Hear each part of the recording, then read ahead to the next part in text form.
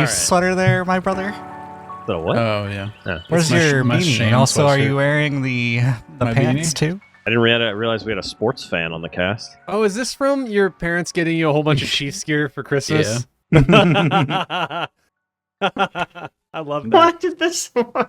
I love that. Matching beanies. Look at wow. They're adorable. Not only does it fit over your giant head, it fits over your headphones too. What an unfortunate year for that to have happened. I mean, I know, right? After Very that showing. Is that an Eagles one on top of it that just happens to have different colors? This one is a God, you wagon just keep beanie. all your hats I see within it. reach of your desk. They just happen to land I here. have a lot of stuff within reach of my desk. Yeah, same. A lot of junk. Hey, everybody, welcome back to the forecast. A bi-weekly podcast about everything games, film, and news. I'm Aaron Juno. I'm Alex McCausland. Oh, I'm Ben Diaz. Yes. I'm Caleb Juno. I'm Chad McCausland. What? I'm Jake. Fire Kyle. Oh, shit. What's happening? On today's episode number 211, Marvel Rivals hits a major milestone. Valve's being Valve again by giving away TF2 Source Code and targeted bans. And things are happening in Overwatch 2. I don't even know who put this in there, but I'm really upset wherever it was. Nope. We get to talk about Overwatch today. No. You should be excited. No. Plus, quantum computing, NVIDIA 50 series delays, issues, and problems, and Ben beat Elden Ring while he was in Puerto Rico. Again. I keep beating it every week. You're I'm so good. good. It's really That's what we impressive. say. You do keep beating it. We all are saying that. All right. I think, are we starting this week off with some Chad's Community Conversation Primer? You're like, Since I showed up within like 2 minutes of us starting, probably not. All right, that's fine. We can skip it. You know what? We'll put it at the end. I'll let you do a little research and see if we have any questions. It'll be and we can do it at Chad's the end. Community I gotta Conversation look through the finisher. emails. Yeah. Check the emails. Let's start with some news. I wanted to start out with this because we talk about Marvel Rivals all the time on this podcast, but NetEase hit a big milestone. And Alex, I changed this to your color so that you can be the person to talk about it. Why don't you go ahead and the do bad that? news again? Yeah, they hit their we're through the launch window of the game, so now we can fire people milestone.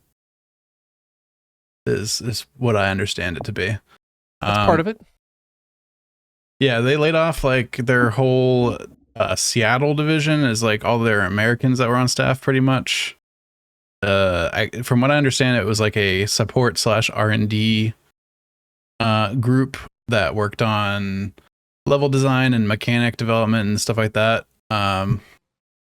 And yeah, they just laid all those people off, and I guess the main people are all still on staff. I guess the main game director, the headlines came out, it was like game director for Marvel laid off, and it was like, oh my gosh, why would that happen? This game's like incredibly successful, but turns out it was just a director, not the director. To be fair, still, why would that happen? That is very confusing because like it's one of the most successful games to launch probably in the last year or so. Mm-hmm. And that's like an understatement, primarily because they just hit 40 million players since they launched on December 6th. That was the other major milestone they just hit, weeks after laying off their US-based developers. My head's hot, and now my hair's all jacked up. Them getting rid of an R&D division makes me worry they're just going to let the game stagnate indefinitely. No, honestly, I think they've already R&D'd what they want, and that's they're going to change the game to 5v5. They have this strategy, and I think it's going to be a better plan, really. I see no problems with it. It seems Yeah, flawless to me. 5v5 for the PvP. They're introducing PvE. Yes, of course. Mm-hmm. They can't do it on the current engine, though. No, it's going to be Marvel Rivals 2. Yeah. Mm-hmm. Gotta love it. I think NetEase also reported $2.9 billion in revenue last quarter. Well, there's the problem. They can't afford to pay these Americans. Come on. Just insane. Yeah. Do we know where this office was? Maybe it was California. It was Seattle. Yeah. Hefty Seattle. price there. West Coast. I mean, I think it was probably a planned layoff. Like they knew they had hired on extra help to get the game out the door through the launch window, and then cut this excess studio. And once they got rolling with their regular updates, That kind of makes sense. I don't think they'll let the game stagnate like Caleb says, just because of they have like a really aggressive content plan that I think's kind of crazy. I mean, releasing 2 characters a season is what the schedule's going to be, and plus at least one map. I don't remember how many maps they promised, but I know there's at least one. Plus, now they said in their latest developer doc that they not only are committed to seasonal balance patches and mid-season balance patches, but if they see anything that's like really crazy during a season, that they'll step in with like balance adjustments in the middle too. They said they don't really want to do that because they like to let the patches ride and metas develop over time and stuff like that. But if something's like really broken, they said that they'll come in and do like a micro adjustment.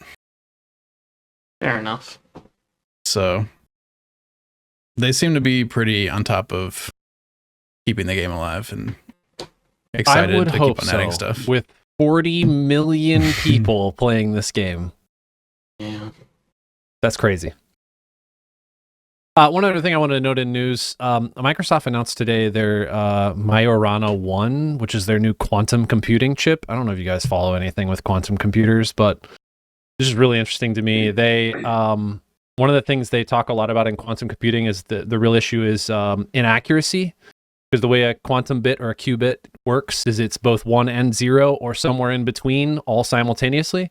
And the problem is that's most of the time either done with like an ion or a proton or a neutron. And if something were to hit that, like some sort of particle moving through that quantum computer, it just changes its state. So it a lot of times would give like very inaccurate results for that qubit. Multiply that out across the entire chip and it would just produce nonsense essentially if it was hit by something. But Microsoft's new version, they've changed up the way they're doing it, and they're using this it's called a Majorana quasi-particle. It's like a nanostrand, and they're running these atoms across this nanostrand so that if particles hit it, it doesn't affect its current state.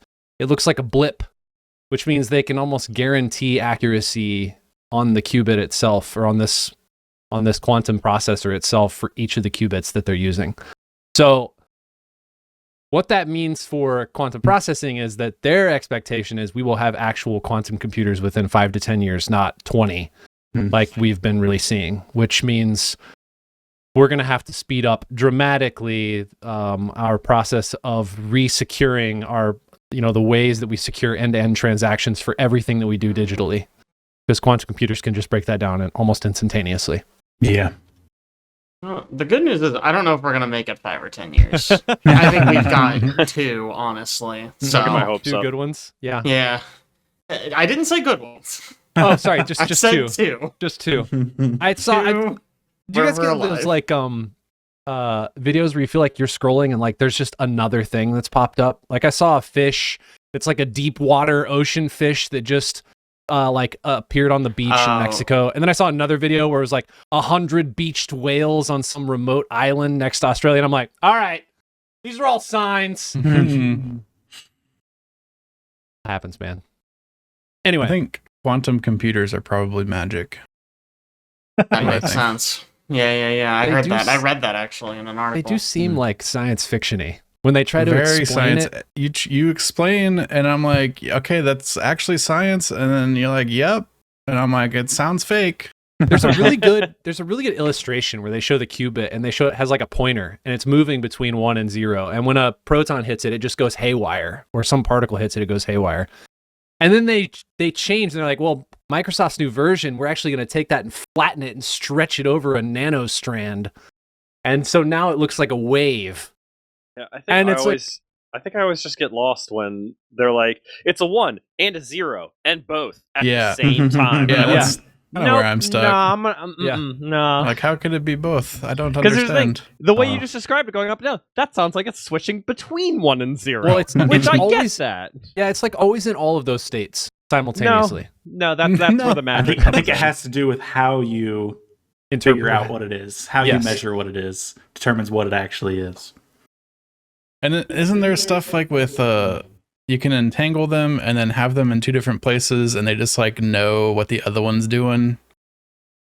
So like theoretically in the future we could use that to communicate over like light years of distance instantaneously. Mm-hmm. The hope. Entangled particles, man. Oh, dude, they use that in Mass witchcraft. Effect too. Yeah, that's magic. The other note I thought was interesting from this article, they talked about how in order to get these nanostrands to work, that every atom has to be in a very precise place along the nanostrand. And it said that it took How do you them place atoms? I don't know. It took them 17 years to be able to put this one chip together. But now they have a manufacturing process to be able to make it. Wow. This stuff bothers me more than like CPU lithography when they're like, yeah, we put 12 billion transistors and the size of your pinky nail. Yeah, and there's only 2 machines on planet Earth that'll do it. And they're like the size of semi-trucks, and they're producing these tiny little chips. And I'm like, how did you like position them all where they need to be? I'm like, we just did it. Machine does it. You don't worry about that. Don't worry about it.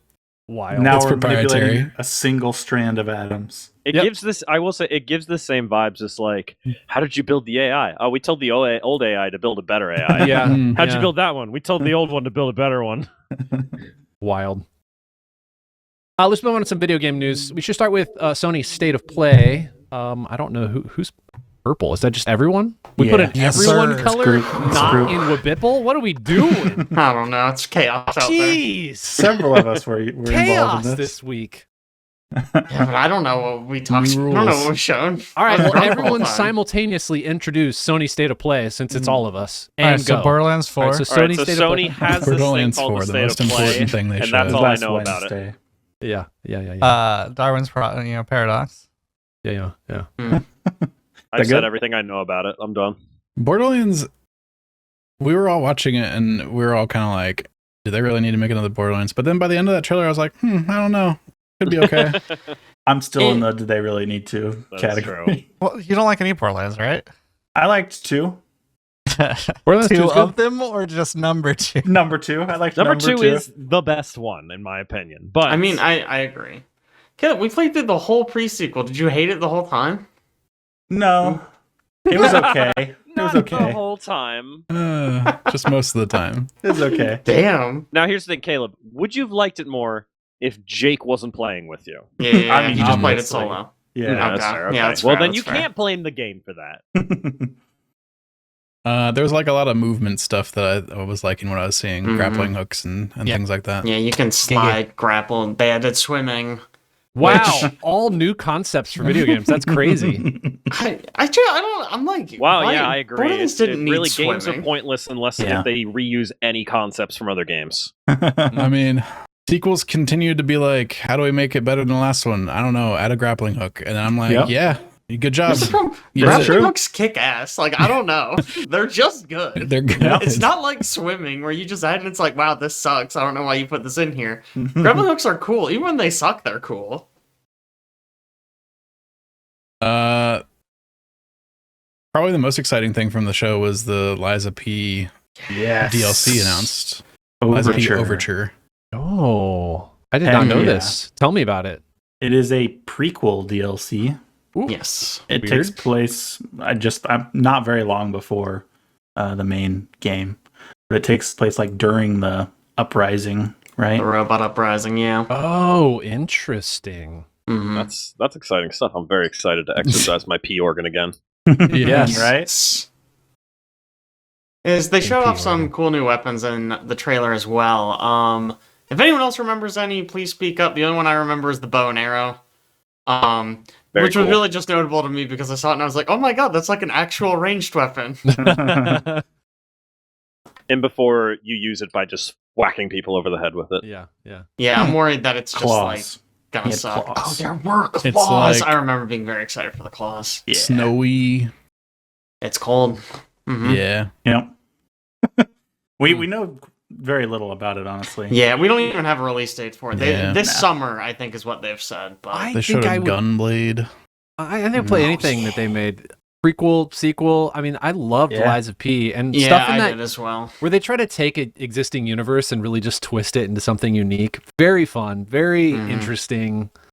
So that sounds really cool. Yeah. Anything else from?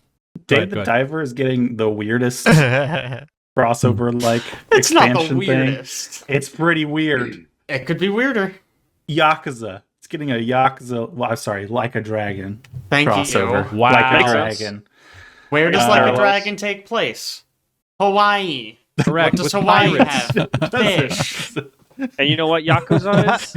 It's Japanese, much like sushi. Mhm. Wow, nailed it. Gross. There are weirder ones. Wow. It's Could have pretty been weird, Call of man. Duty. Yeah, I That would have been suppose. weirder. Call of Duty Uh, and the boys.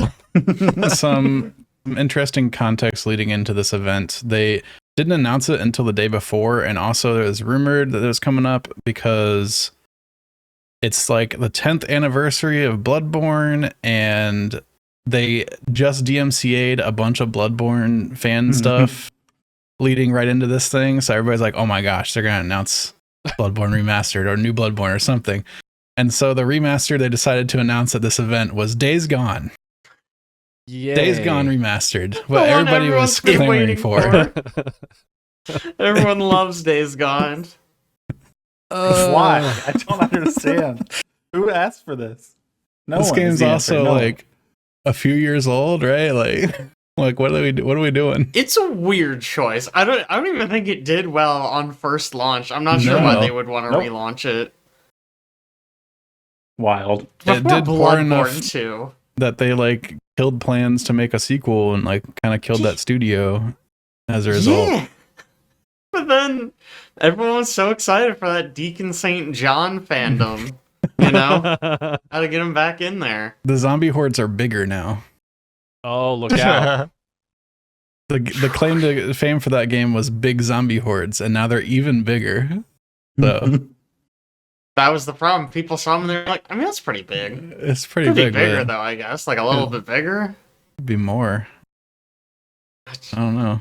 Whatever. and Maybe we get to watch it fail twice. We get to watch it Morbius itself. They announced a game that will kill the Nintendo Switch 2. Sonic Oh. Racing Cross Worlds. Yeah, that's true. Oh yeah. Mm-hmm. A Sonic kart racer. So, well, yeah, why would you get Mario Kart when you could get Sonic, dude? Sonic kart. We were talking about it when they were showing it off too. Like they're announcing it now. So is it going to come out around when Switch 2 does, along with the new Mario Kart? Because that'd be really funny. Is it Sony exclusive? There's no way, right? It's got to be multi-platform. Probably not. Yeah, It's probably going to be like a Switch 2 launch title, right? Like surely. Maybe. I don't know. I mean, I don't really know why this game exists, honestly. But Splitgate 2 was announced, which is coming to PS5 February 27th. Oh wow, that's real soon. Everybody's That's ready a for wonder. Splitgate. mm-hmm. Housemarque showed off their new game. It's called. Well, they didn't really show off their new. They showed a CG trailer for their new game. Yeah. Housemarque are the people that made Returnal. Yeah. Yes. So it seems like it's a spiritual successor to Returnal. It's another shooter roguelike that they said that they're taking their gameplay first attitude to its limits. So Okay. Oh. And they What does like that mean? they want the gameplay to be good. I don't know. Yeah, Returnal not taking it to gameplay its was already limit? What does great. that mean? I don't know, man. It looks Unclear. cool. It does look cool. The I mean, cinematic does, at least. yeah, I'm pretty sure it's a Death Stranding 2 crossover though, because it does take place on a beach. on the beach. Yeah, yeah. On On Heck the beach. yeah. So Yeah. that's Man, exciting. when Makes I sense. first saw it, I thought first Helldivers 3, and then second with like what the character looks like and like all the sand. I was like, what is this, a Dune game? Like, what's happening? Yeah. It does kind of give Dune vibes. Yeah. They showed off a new 2D action platformer called Shinobi Art of Vengeance. That looked really cool. Looks very Ooh. cool. Got Ooh. a really wild looking hand drawn art style. Looks like a lot of fun. Interesting. Well, It also this looks- showed like 18 random, never heard of action games that just came out of the wood. They just kept on showing them Yeah. from like no name studios never heard of, and they all looked cool. Yeah, when you said something exciting earlier and you brought up, what is it called? Why am I forgetting what game you brought up in the beginning there? Anyways, Tides of Annihilation is what I thought you were going to bring up. Yeah, Tides of Annihilation looks awesome. Not Lies of P. Because SPA's DLC I thought was like, all right, cool. But Tides of Annihilation looks like a nice little Final Fantasy 16 inspiration, blend of just action, combat, nuttiness, Devil May Cry. Like it looks really cool. Looks like it might even have some Shadow of the Colossus vibes going on. Yeah.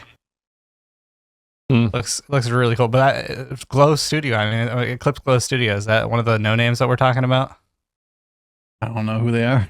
Yeah, I don't know who that is. They actually, I think, released gameplay a couple days after. And nice. I haven't seen that. It looks really cool. There's like one move where she like throws ice in front of her that like kind of goes up and it knocks the character up that you're like aiming at, and she skates up it and like kicks them and then comes back down. I didn't see this from the state of play, but I saw it elsewhere. They did a story trailer for Directive 8020, which, man, I'm really excited about that game from Supermassive. I still think back to the fact that we did not finish their last game. We got time, we're baby. like 2 games behind, I think. Are we 2 games behind? 2 behind. I thought the Quarry was their last game, wasn't it? We did the Quarry, which was our last game, but we also skipped some. Okay, we skipped 2 before the Quarry, I think. I just Granted, want one of them got really bad reviews. I just want them to change their co-op play style to what's that other game we played with your parents? As Dusk Falls. Man, that's so good. That we tried to play on our 24-hour stream and just did not function. Good times. You say you want them to switch it to be more like that. Yeah, totally. Yeah, just not work that at all. part specifically. I did enjoy that. We needed our technical support segment on the 24-hour stream. It's true. So. It's important. Always have to have it. Anything else from State of Play? I mean, there's a few other things, but I don't know what else stuck out. There was one more game that I could mention called The Midnight Walk. It had a really weird looking, I don't know if it's stop motion art style. Is that the one where everything was made out of clay? Yes. Yeah. Okay. Yeah. It almost looks like a Tim Burton movie.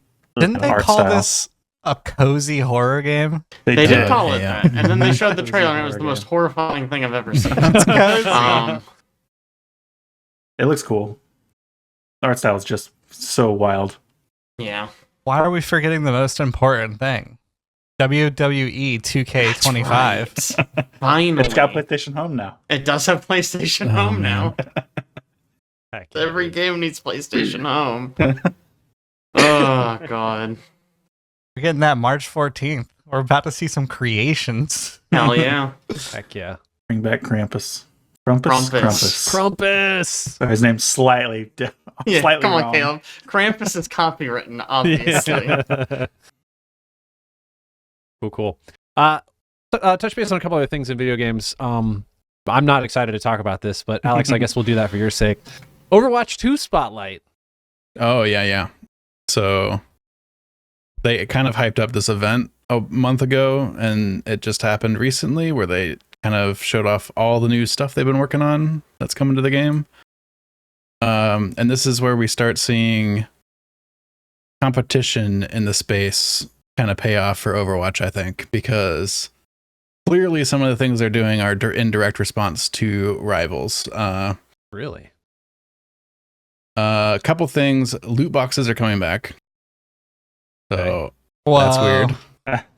Everybody was so sad to see him go. They got Yeah. back. You would be surprised how many people complain that there's no more loot boxes.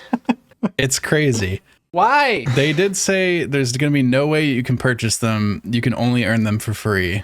And there's a 20% chance that they'll have a legendary in them. So That's really high.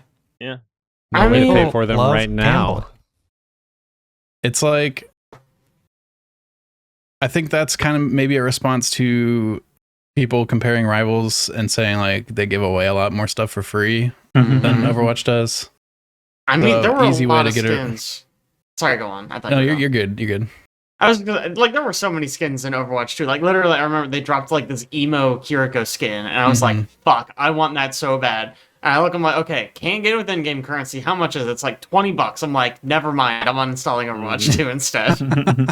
Like, I love that skin. I feel like a lot of those pay, skins, like a lot of those really cool skins, if they were like $5 real world dollars, I'd be like, sure. I might give you my money for that. 20 is like, no. 20's crazy. That's the problem. 20 is insane for an in-game cosmetic. Yeah, like I feel like they'd make more money by lowering it and having more people be willing to pay it. I would think. I mean, so I could be wrong. Maybe they were making plenty off of the. They $20 must have skins, someone running the numbers. Like it must make sense somehow in some way. But to me, it's like I feel like everyone would be willing to throw in like $5 for that thing they want. But I feel like this always makes me go back to Dota because I bought a lot of skins in Dota, but most of the time I didn't spend a lot unless an Arcana came out. And then, you know, I might consider spending $30 on the Arcana because it completely changes all the visuals of all the abilities that character has, which are there any skins like that in Rivals or Overwatch that completely change the like visual representation of skills, not just the character model? Rivals is kind of hitting that. They do some of it, but like not to the extent of an Arcana, I don't think. Right. Like the Luna outfit I have changes sound effects and changes the way like her shift looks and stuff like that, but it's way more subtle than like in the Earthshaker Arcana or something. Oh my gosh, dude. And the Invisible Woman wedding costume, it's like Wedding Bells play when she uses her ult or that's you know, stuff like that. Like there's like wedding music that's playing. Little subtle components. It's like it's like more than just like, oh, it's a skin on a screen. It's like it changes stuff. Like I got the Bucky skin, and like for a while mentally it was affecting my shots because the shooting of Bucky's gun sounds completely different. So you know, it sounds better, I think, with the skin. But when I first like got it, like the timbre and like the speed at which it like, you know, rang out, it just like messed with me a little bit. It probably makes less sense, I guess, to do it in a hero shooter like this because a lot of your cues are audio. I mean, more than video, like more than seeing something on screen, you're hearing something and reacting to it. Versus if I'm playing something like a MOBA, I'm very much so cued to what's going on. It's way less about the audio cues than it is what's happening on screen.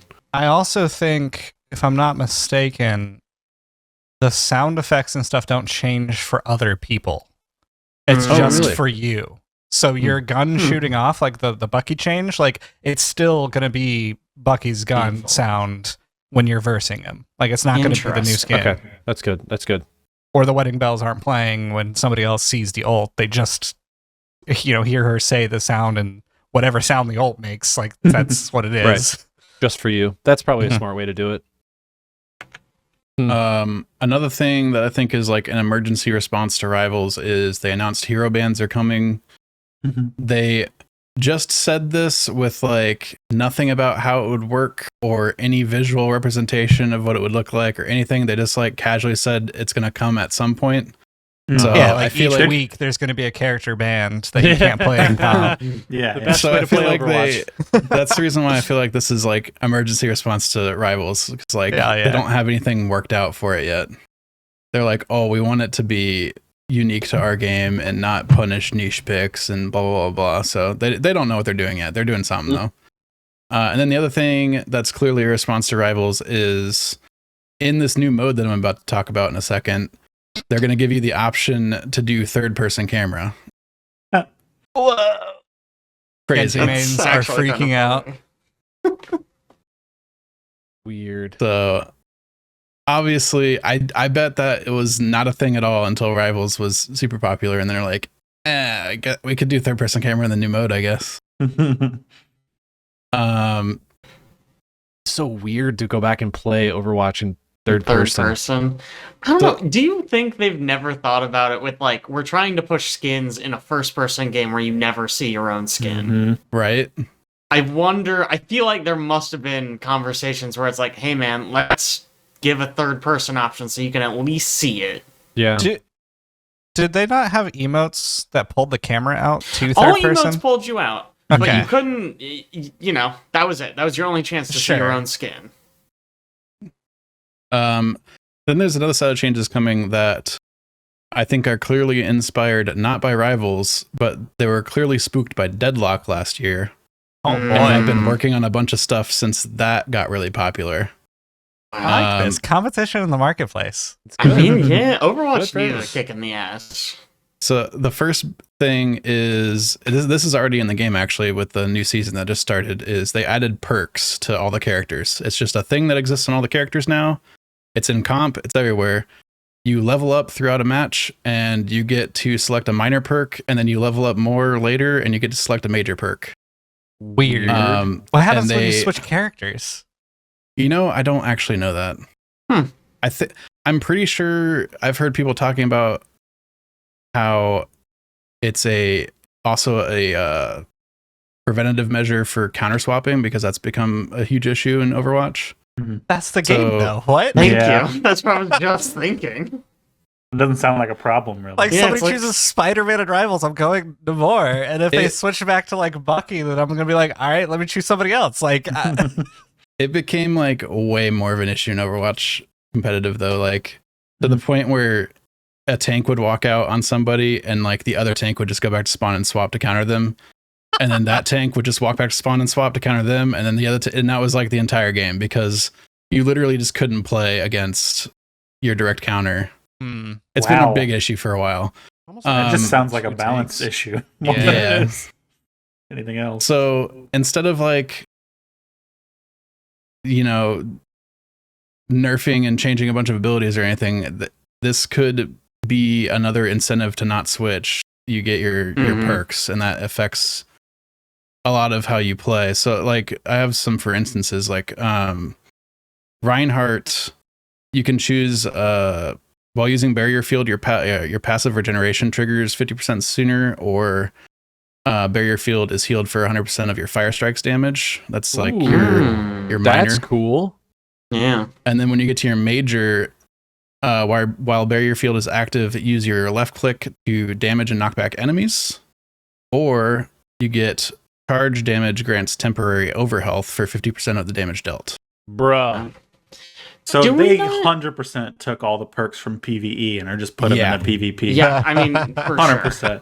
They're definitely reusing all that work that they did nothing with. Does this not seem like it would just, because you said you earn XP to get these, is this not just going to make games more snowballing? I don't know if that's like an issue in Overwatch still. I don't know. But like if you start winning and then it makes it easier for you to keep winning. I know they have like a bounty system, I think. Oh, where if like somebody's ahead and they die, they give more XP. Okay. It's just becoming like more and mechanics. More MOBA. Like, yeah. Heck yeah. Funny you should say that, because the new mode they're introducing is called Stadium. And this is the big thing that they've been working on. This is not coming until next season, but it is basically their answer to Deadlock. It is a much longer game, probably closer to 45 minutes. Whoa. You cannot swap characters. You pick one character and level up over time. And there is a shop with like 3 pages of like 20 something items each. Oh my gosh. I would just go ride rails out to your drop-off point. They're separated into weapon, ability, and survival type items. You upgrade your health, ability power, weapon power, attack speed, cooldown reduction, that kind of stuff. And then you also create full builds with special traits. You can get 4 traits in a game.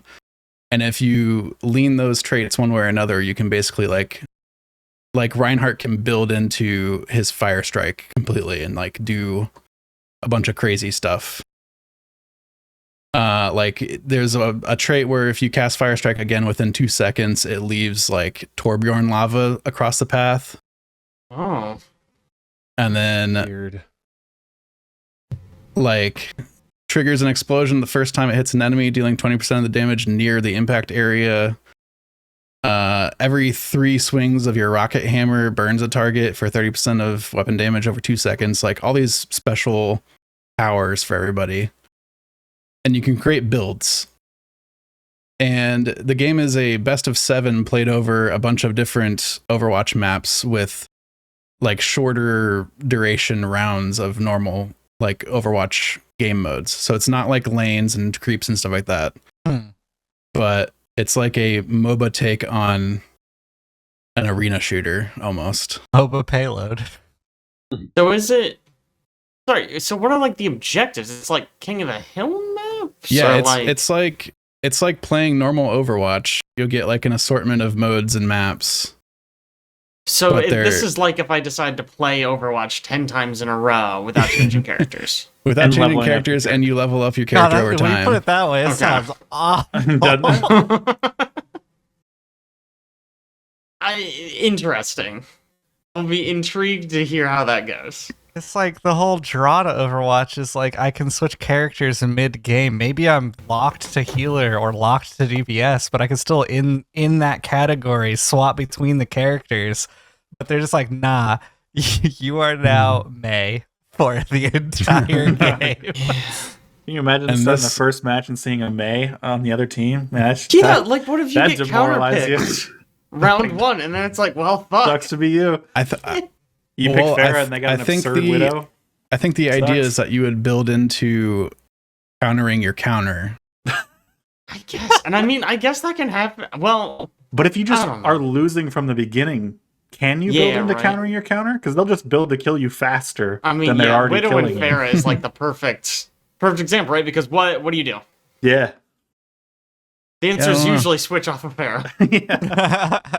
Let's see how it gets balanced. As you want. Yeah, I don't know. And it's not their main mode, so if it's an unbalanced mess, sure, who cares? Maybe they should add bans. There's an idea. There's a free idea, Blizzard.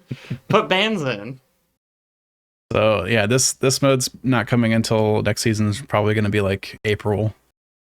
But yeah, this is unique enough that I would go check it out and see. You'd reinstall Overwatch 2? Yeah, and see what's going on. Sure. If they had put this out as Overwatch 2, I could almost see them being like, this is Overwatch 2. It's so different. Yeah. Yeah, it's a lot more different than taking away one tank. My pause on this is if you're trying to compete with Deadlock, now maybe this isn't like they haven't said that this is a direct competition of Deadlock and that's just us saying it. But if you're trying to compete with Deadlock's already like a 30 to 40 minute game. Mm-hmm. So why would you not try to do like what League did back in the day, which is League shortened their games and Dota was very long games. So then you get like the arcade style of MOBA instead of the strategic, long drawn out, thought provoking like matches that Dota was. You get the like hyper, like, it's kind of like in like Call of Duty versus Battlefield, but this just seems like Deadlock versus Deadlock 2. And that's like it's just long. Like you pick your poison. Yeah. It kind of again just feels like they're using all that work that they put into the PvE. It does seem like they're also reusing a bunch of that. Maybe just make a PvE mode. That's stupid. That would be no god. It's maybe impossible. Just actually deliver on a promise. It's too hard. Yeah, they can't, and nobody wants it. You remember when they charged like $10 for that shitty stuff they threw together in a weekend? I do. That proves that nobody wants PvE. Obviously. I think it'll still definitely feel different enough from Deadlock that they'll serve different audiences. For sure. It's still going to be an arena. Because like Deadlock still has like, the way Deadlock plays where you're in different parts of the map, pushing different objectives, that kind of thing. Like this is still going to play like Overwatch where like you have the one point and, it's first person shooter or third person in this mode. I can't wait to see those attack speed Zenyatta builds. Attack speed Zenyatta. Oh my gosh. Oh man. Some of the perks in the regular mode seem cool. Like they added like Sombra's heal when she hacks an ally. Like you can just do that now if you pick the perk that does it. Is Sombra still terrible? I don't know. Did they ever revert that last rework? I haven't kept up. It was dog water. I haven't kept up except for this. See, I haven't either. I'm curious about it, but I don't want to Google it. Anna gets the choice between being able to headshot and applying nano to herself when she nanos somebody. That's cool. Yeah. Man, yeah, Sombra's ability should be, one of her perks should just be going back to the pre-rework. That's perk number 1. Here's another one that virus cooldowns reset or reduced by 3 seconds when an affected enemy dies. So you can kind of reset virus. Okay. Sort of like Genji style resets. Virus kind of terrible. It's fine. I mean, her damage is so bad she needs it. I don't know. Not that I want to stop talking about Overwatch 2, but you do, and we get it. I want to talk about a few other things in a video game world. One of which is that all of Pokemon Go is for sale. What? Yeah, Ben? so it's looking like Niantic, who the company who made and runs Pokemon Go, is it's looking pretty likely that they're going to sell the Pokemon Go IP and the game to a Saudi Arabian company. Not Tencent. I assume no, Tencent was I know you would, but it's not. It is a Saudi Arabian company named Savvy Games Group. Savvy Games Group. I did not check before, but what else do they do? Let's find out on quick Google search. It's an esports company, according to their website. Yeah. Is it the one that's building that ridiculous? They don't have any games listed on their website. Hell yes. Yes. Which is good. The good news here is that they cannot do worse than Niantic at running Pokemon Go. So that's great. Yeah. They are also, as far as I can tell, actually like state sponsored to a degree. Like they kind of exist as part of a organization in the Saudi Arabian government entirely dedicated to trying to diversify their industry to not just be oil. Oh, that's Mission 2030, I think is what they're calling it. I think but or something like that. It's related to that, but it's looking like they're going to buy it. The number we're hearing floating is that Pokemon Go Niantic is asking for $3.5 billion. Billion? Billion. And I see in this stat that it is estimated that Pokemon Go so far in its lifetime has earned $8 billion. That's which incredible. Is more than I thought Pokemon Go would have made, but I guess it is very popular. It was really popular when it launched, and it's been around for a long time. It is still decently popular. Like, if it made $8 billion, I feel like the first $7 billion had to have been made in the first year, right?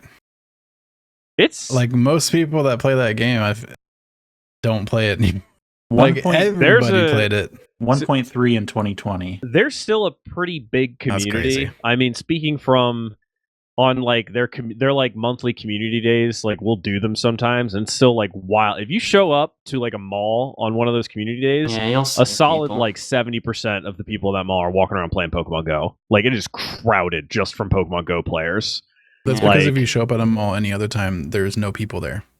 Yeah. Exactly. That's my point. Like Pokemon Go is what's driving mall sales. That's crazy. Like that's how big Pokemon Go is. Like they're keeping malls alive by themselves. But no, I think it's I don't know, what are their player numbers? I wonder if I can Google that. But so a lot of people in the community are talking about like how's this going to change things? Will they actually do better than Niantic did? Will they do worse? Who knows? Probably not worse, but we are cautiously optimistic. I'll say, but it's not technically set in stone yet. But basically, through interviews they've done with people in both companies, it seems highly likely at this point. Cool. Vision 2030 is what it's called, not Mission 2030. Interesting. Yeah, I don't know if it's Savvy Games Group is a subsidiary of Saudi Arabia's Public Investment Fund. Mm-hmm. Plenty of money to go around. Yeah, I think they're not hurting for anything. Yeah. I think they also invested in Monopoly Go, which was that Monopoly mobile game that I don't know if you guys have seen the annoying ads everywhere that always confuse me because I see them and I'm like, who plays Monopoly Go? And then I realize they got like Chris Pratt and like several very famous actors to be in it, and I'm like, what? A lot of people. It made a lot of money. It made like your parents probably $3 billion in gross revenue by July 2024. But apparently that was another mobile game that they invested in. They have, interestingly enough, Savvy Games Group has stakes in Nintendo, EA, Take-Two, Embracer Group, Nexon, and Capcom. Embracer Group. Yeah. Crazy. Working on it. Last two things. Valve is, of course, being Valve and just doing things that everybody... I don't know if they're constantly confused by or excited by. It's just, it's Valve. Valve just does things. One of which is they decided to release all of their TF2 source code. Yeah. They were just like, here you guys go. You can have all the source code. The only stipulations are you can't make commercial products with them. But they're allowing people to just do whatever they want with it and post free games on the Steam store that are based on the TF2 source code, which is cool. Weird. Listen, Yeah. I wonder between this and what we're about to talk about, every time Valve does something like this, I'm like, I know logically I'm really against monopolies, but Valve is the one company that I feel like makes it hard to like. I feel like it's the only company I feel like someone could be like, but sometimes I'd be like, maybe sometimes, but usually no. Thank God they're not evil, dude. Like, they have so much power, and they could do so many bad things, but they're just constantly like, yeah, whatever. Here's the source code for one of our biggest games of all time. Just whatever. Who gives a shit? I wonder if they'll allow like community submitted patches to the game. Because people keep on wanting them to update that game, especially for like dealing with like the bot issue and stuff like that. Yeah. I mean, they very well might. They like put the source code out and they're like, you do it. Yeah, you fix the bot issue, guys. I mean, that could have been how this started. Just like let them do it. We're not making any money off TF2 anymore. Just give it to them. They can fix it. They've also been banning games with forced ads, which is interesting, Ben. Yeah, basically they released a new change to their rules for games hosted on their platform, and it's a minor one that seems obvious, but going forward they are not allowing any games on their platform that have that require you to watch an ad, which is to say either there is an ad required to get to gameplay or an ad required to unlock aspects of gameplay. They're still allowing stuff like, those mobile games that are like, oh, if you want like a little boost, you can click this and watch an ad. But they're not allowing anything that has like forced ads in order to play the game. And they've been banning stuff that's got it. And that includes things that force an ad, but you can pay to skip it. I believe so. I would guess so, but check the exact wording. Developers should not utilize paid advertising as a business model in their games, such as requiring players to watch or otherwise engage with advertising in order to play, or gating gameplay behind advertising. Okay, I'm sure that falls if under your that game's category. business model relies on advertising on other platforms, you will need to remove these elements before shipping on Steam. Some options you could consider letting you pay to get past the ads would be part of the business model. So. Yeah, I would think so. I believe they basically are calling out mobile games as being crap, and they don't want their platform to turn into something like that. Basically. Oh no! It actually. Sorry, I withdraw what I said about the mobile games, because they do on the second line say developers should not use advertising as a way to provide value to players, such as giving players a reward for watching or engaging with advertising in their game. So I guess in the aspects of, oh man, you can watch an ad for a bonus, they're not allowing that. Yeah. So yeah, what Alex said, they're trying to call out, don't make shitty mobile games and put them on Steam. I think that it's probably also a response to, I think it was like the EA CEO talking about they were looking into ways to put advertising in games. I had not heard that, but that makes a lot of sense. Hey, it's up there with, the ads on our Jeeps now, right? That's exactly what I was going to bring up, which is freaking wild to me. Every time you stop your vehicle, you get... So, yeah. New Jeep owners. Go ahead. I was just saying, so it was a news article that came out a few weeks ago. It was like an update that went out to Jeep vehicles, in that a lot of them now have this thing where when you stop at a stoplight, your center console will play an advertisement. Oh my gosh. Like, God, I hate it here so much. There's another. That's not the only thing they've been known for. It's usually like internal stuff, but a lot of times it's an advertisement for like, hey, get our like extended warranty package or things like that. It'll like try to sell it up to and including. I remember reading somebody interviewing about it who was like, literally every time I stop and like multiple times per drive, it advertises to me for this extended warranty package that I am not legally able to purchase because my vehicle is over the mileage that they allow you to buy it for. And I have called them and said, please take it off. I literally cannot buy the thing you're advertising to me, and they still have ads for it. What do you mean? They could buy it. Just buy a new car. The representatives for the parent company of Jeep are like, all you have to do is reach over and hit the X. Oh my gosh. gosh. On the ad. Just boop, every time. No. Clearly, they don't own one of those Jeeps. Yeah, they're not driving a insane. Jeep. Like, where's this stuff? You're driving down the highway and it's like, hey, do you want to enable your brakes? $30. You know where I would accept this? If I was leasing a vehicle and I could get a lower price if I got the ad version of the car. That I would be fine I like with that. if it's optional. I mean, that's I up there don't with like it still. I mean, well, I'd still never I feel like do it. that's kind of similar to the people who like get companies to like paint the outside of their car with an advertisement for like Heck yeah. money, and I'm like, Yeah. It's I like how wouldn't do you it, can but I buy get a it. Kindle with special offers Yeah, for yeah, cheaper. that Yeah. too. I had one of those back in the day, and they still do that. You can buy a Kindle with advertisements on it for like $30. I was trying to Very explain cheap. this pricing scheme to my mom, and my mom said, why would you pay more for advertisements? I was like, my sweet, sweet mother. That's the cheap one.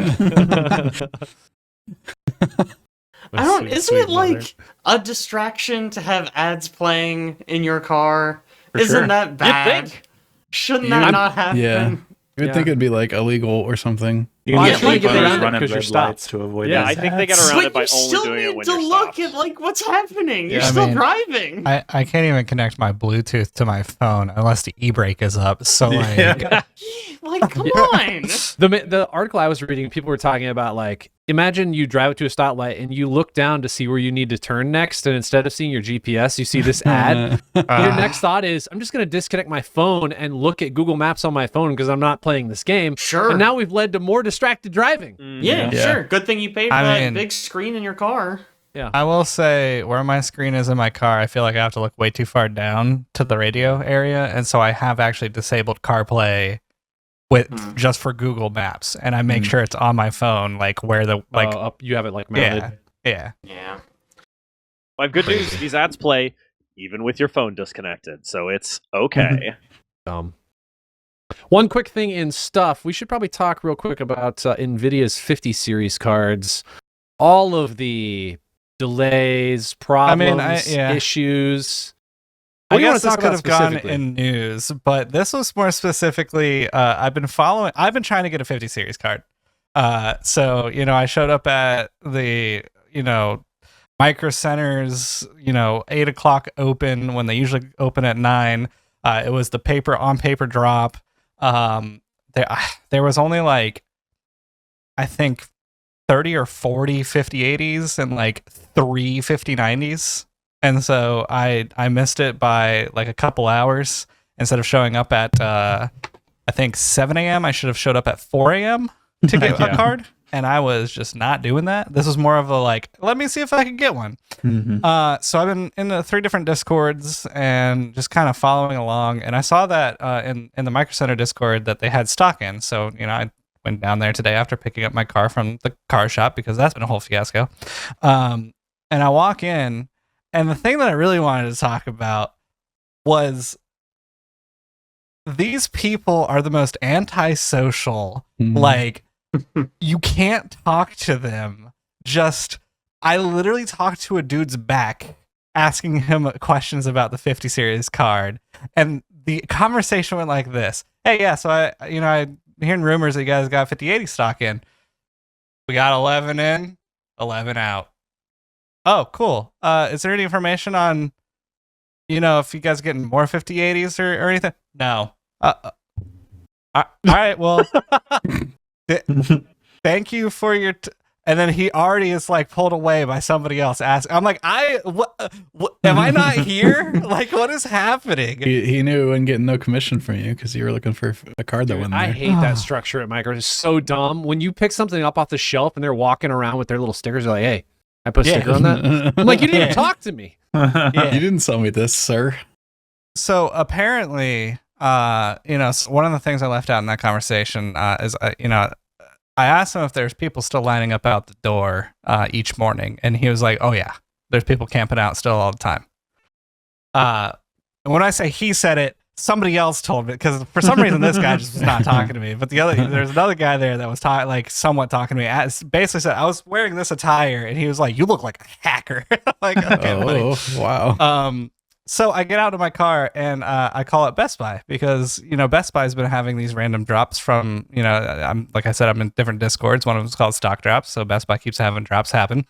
And when the voicemail thing pops up, or like the little robot audio, answers, it basically says, hey, if you're looking for, the nVidia 50 series, we probably don't have it. So like you can hang up and check our stock online. So right as I'm about to hang up, a guy answers the phone. I was like, I was just about to hang up, but I wanted to see a 50 series card. This guy was the best at customer service. I sat on the phone with him for like 15 minutes, having a conversation with him. He was browsing the web, looking up different things. He was like, yeah, I probably don't have them, but like, I hate scalpers because I never get anything, but like all these scalpers get them, and I just want to know what they do to get this, like what bots they have. Like let me check this one out. Let me check this one. Okay, no, that one doesn't have anything there either. And he's like, all right, what about this one? And he's like, all right, so there's like two here. There's $1,000, one $1,400. Is it okay if I look up the $1,400 one? I'm like, yeah, sure, go for it. He's like sitting there. This dude's not getting commission, and yeah, he's like moving heaven and earth trying to find the cards. Anyways, bottom line, I don't have a card. I'm in like 3 different Discords. I'm actually like looking at pre-builts just to remove the freaking card out of it and give Caitlin like the, because we're gonna do a thing where like she needs an upgrade. I want the 50 series. Like what? So I don't know. That might be a better choice, anyways. To get a pre-built, take the card out, and put your old card in that pre-built. Yeah. But what if the pre-built's better than mine? But I just give it my computer. Probably is. You buy pre-built, give your whole computer to Caitlin? Yeah. Don't even got to move stuff around at that point. Dang, son. I did want to bring up one thing specifically about the 50 series, which I find really funny. We were talking about Borderlands 2 earlier, and nVidia apparently quietly ended its support for PhysX modeling on their 50 series cards, which means if you go try to play any one of the few dozen games that actually use that system, it runs terribly. Like the previous series cards are way better. People were trying to play, I don't know why people are still trying to play Borderlands 2 and they have a freaking 5090, but they were doing it. It's the best Borderlands. It's the best Borderlands, sure.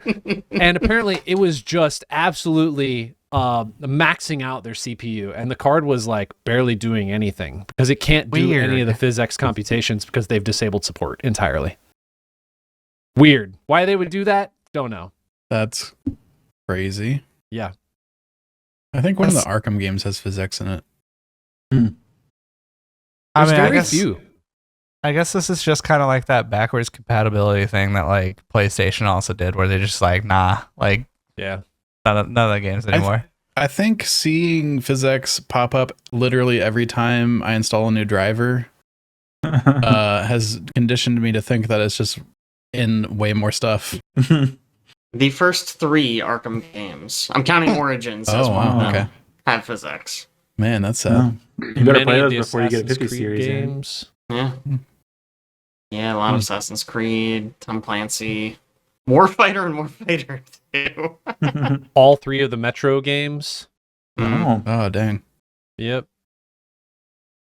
Not a lot, though. I mean, probably 50 games in here, I would guess. Yeah, something like that. 68 games. Exodus uses PhysX? Guys, we gotta release one more. I'm sorry.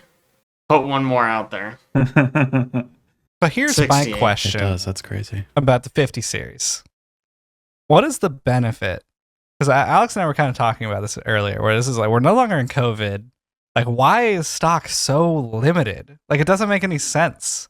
Like, is nVidia really getting a profit off of this? Like, what? Like, I mean, obviously they are, because I mean, they, you know, if you actually look at the profit margins, of course they sell the card to where they make a profit. But like, they could make way more if they just release way more cards.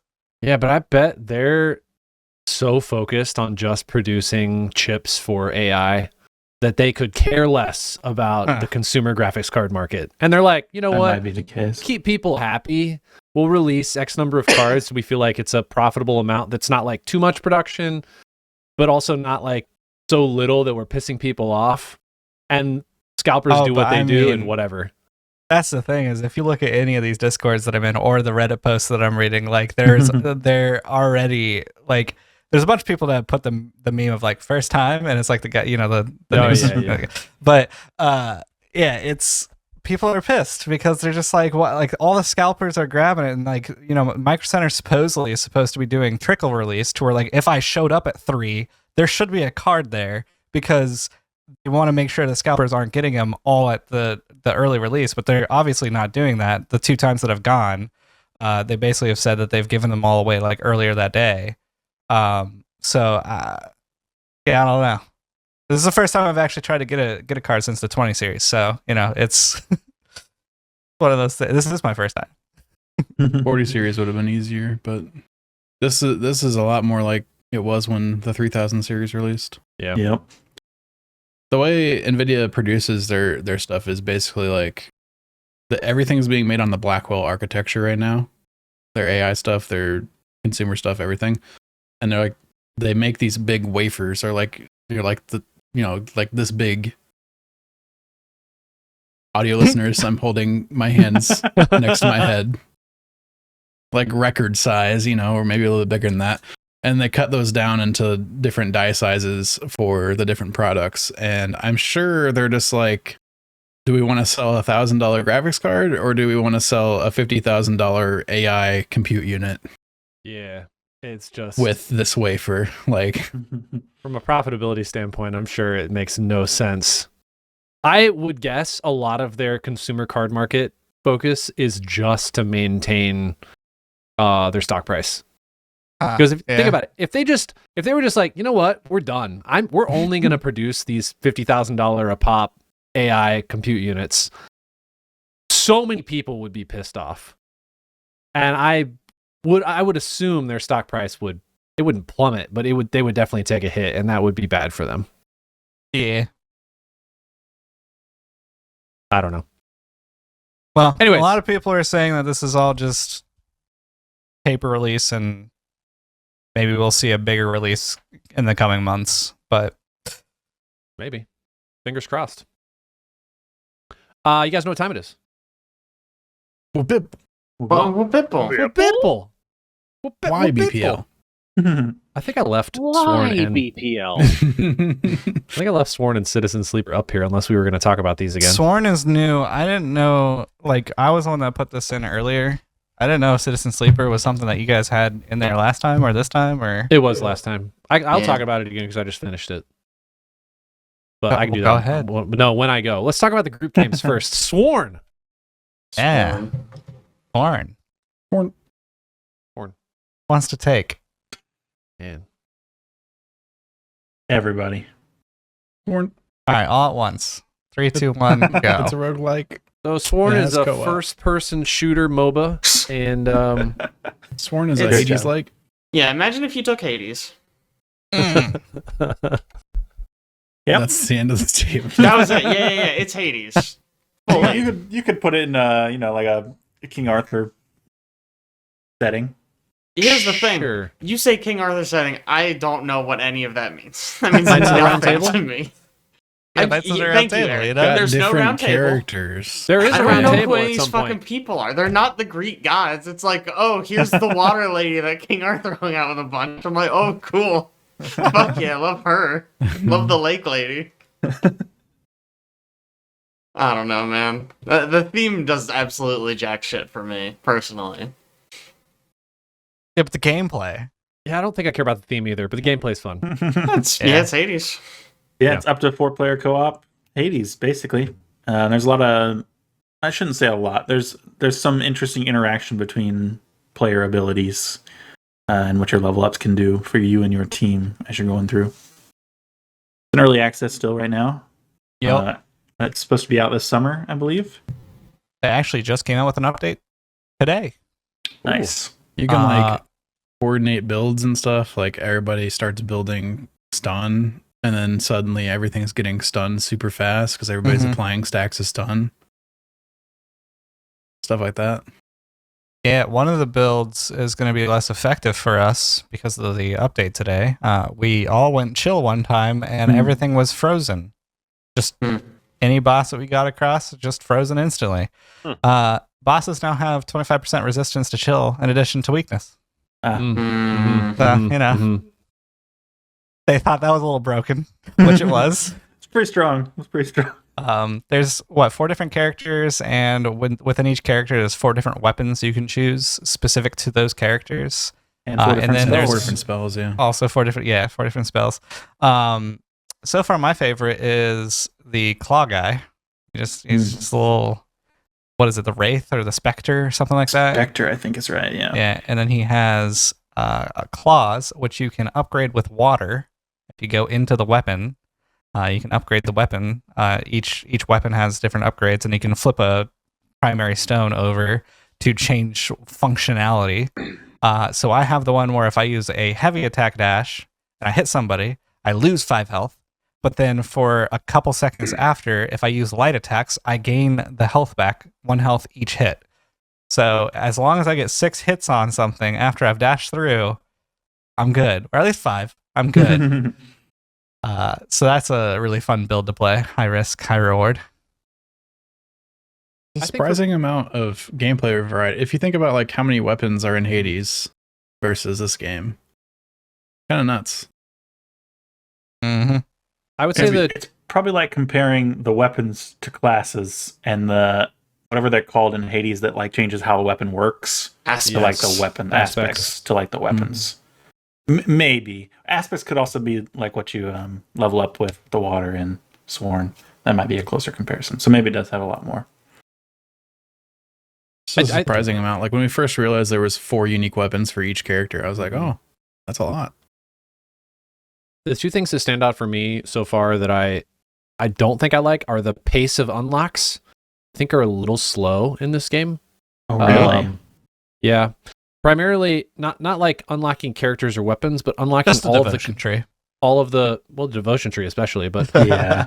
All of the like the modifications to weapons. It takes a lot of that specific currency to build out a weapon to its full efficiency. Even to like get to the next node so you can change the way the mechanics for the weapon work. I think it's a little slow. They may balance that out. I don't know. And right now, primarily, I'm going to guess it's because it's in early access, is run variety. I feel like right now there's a lot of the same run that we do. It's the same mini bosses. Obviously, it's always the same knight that you're facing. And room variance between like each region doesn't really feel like it changes a lot. I think we end up with a lot of the same event type rooms, a lot of the same challenge type rooms. But I'd like to see a little bit more variety there. If we get that, then yeah, I'm on board. It's great. Well, it's good that you said that because they actually today released a early access roadmap. Heck yeah. Nice. Patch 2 has balance changes and bug fixes. There's a minor update that will come after that with Waza rebinding. Don't know what that is. Probably if you played keyboard and mouse, you'd understand that. Single player pause. So I guess you couldn't pause when you were in single player before. Shop icons and ultimate ready indicator. Oh, that'd be nice. Actually, that's super nice because like I just sit there spamming the button thinking it's ready. Sorry, were any of that making the inventory openable? They already did that actually, I think. Oh, yeah, that's fixed. Yeah. Major update number 1 is where Aaron will get his stuff that he asked for. New biomes, new shrines, new boss, and new mini boss. And then obviously, or the thing that's last coming later, alternative bosses, new systems, online leaderboards. But the alternate bosses seems kind of cool. Yeah. But it doesn't really say any dates or anything about when this will happen. But it's all coming. New biomes, new shrines, new boss, new mini boss. Sounds really, really cool. I mean, presumably all this will happen fairly quickly because they said they wanted to have 4 major updates before release this summer. Yeah. So Yeah, because pretty this is quick. going to be the first major update, and summer's quickly coming. So. Yeah. I imagine they'll probably delay it, but Very cool game. If you like Hades, I mean, yeah, this is Yeah. And you want to play with friends? This is it. This is the game. You go pick this up. You go play it. the novelty of co-op is not to be understated.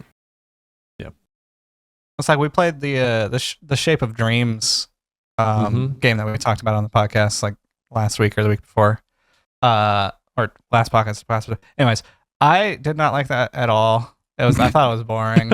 I really didn't. But picked up Sworn. I was like, is this gonna be the same thing? And no, I really had fun with Sworn and like playing it. So Cool game. Let's move on to Caleb. What have you been playing? I played through I Am Your Beast. I think we talked about it on the podcast before, probably. A YouTuber, right? Yeah, you got it.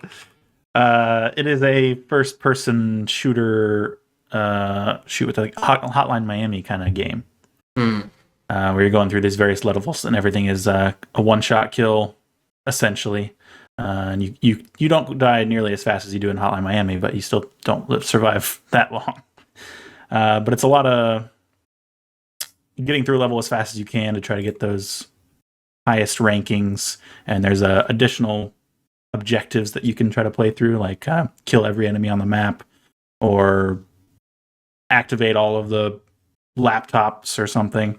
They're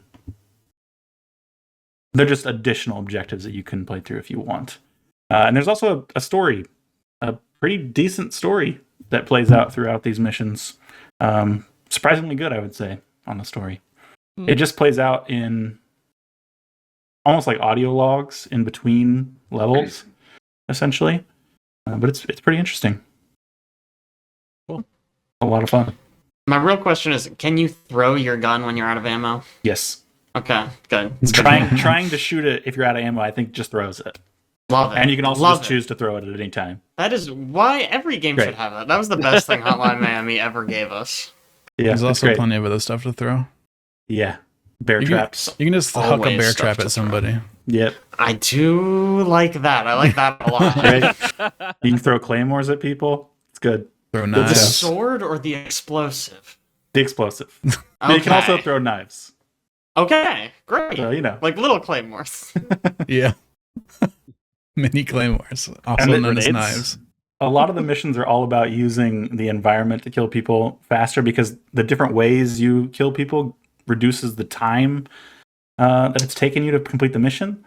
So, like blowing people up with explosive barrels gives you more time than just shooting them in the head, or Interesting. shooting like a wasp nest so that it falls and kills a bunch of guys is That's better hilarious. than that. Yeah, and hilarious every time. Yeah, Is it a long game? I feel like No. I heard it was really, really short. Okay. it's quite short. See, I mean, how much time I have in it, I can tell you because I did all of the missions.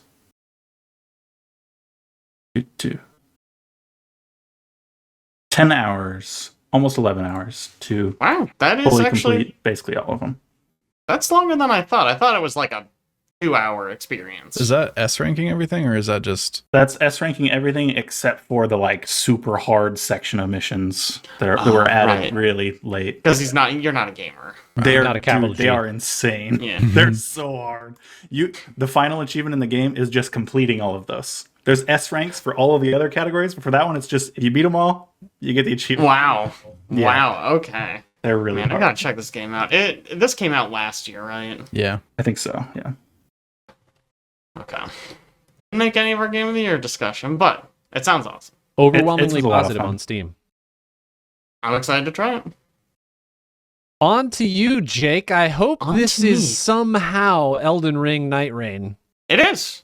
Caleb got into the open network test, and he gave me the code because you stole his PlayStation. He forced it on me. Yeah, But I also Aaron, didn't say maybe you stole if it. you hadn't stolen his PlayStation, you could have been playing Night Rain. Yeah. The annoying part is I can't even get it to hook up to my monitor or to my projector, I've so already it's just beat sitting it, right back so, there. I mean, Yeah. Can see it. So yeah, they had the network test for Night Rain, like last weekend. Which, by the way, guys, do all of your network tests on Valentine's Day weekend. That's great. Trying to just ruin my relationship. That's fine. So I don't know if you guys heard about this. It had a lot of issues. I only had like one time slot I was actually available to play it. Rather than being like all weekend, it was like there's a time slot very early in the morning and a time slot very late at night. It was basically 6 a.m. my time or 10 p.m. my time, and that was Friday, Saturday, Sunday. So I only had one slot to play it. I got in, I played one game, and then the entire network went down and I couldn't reconnect.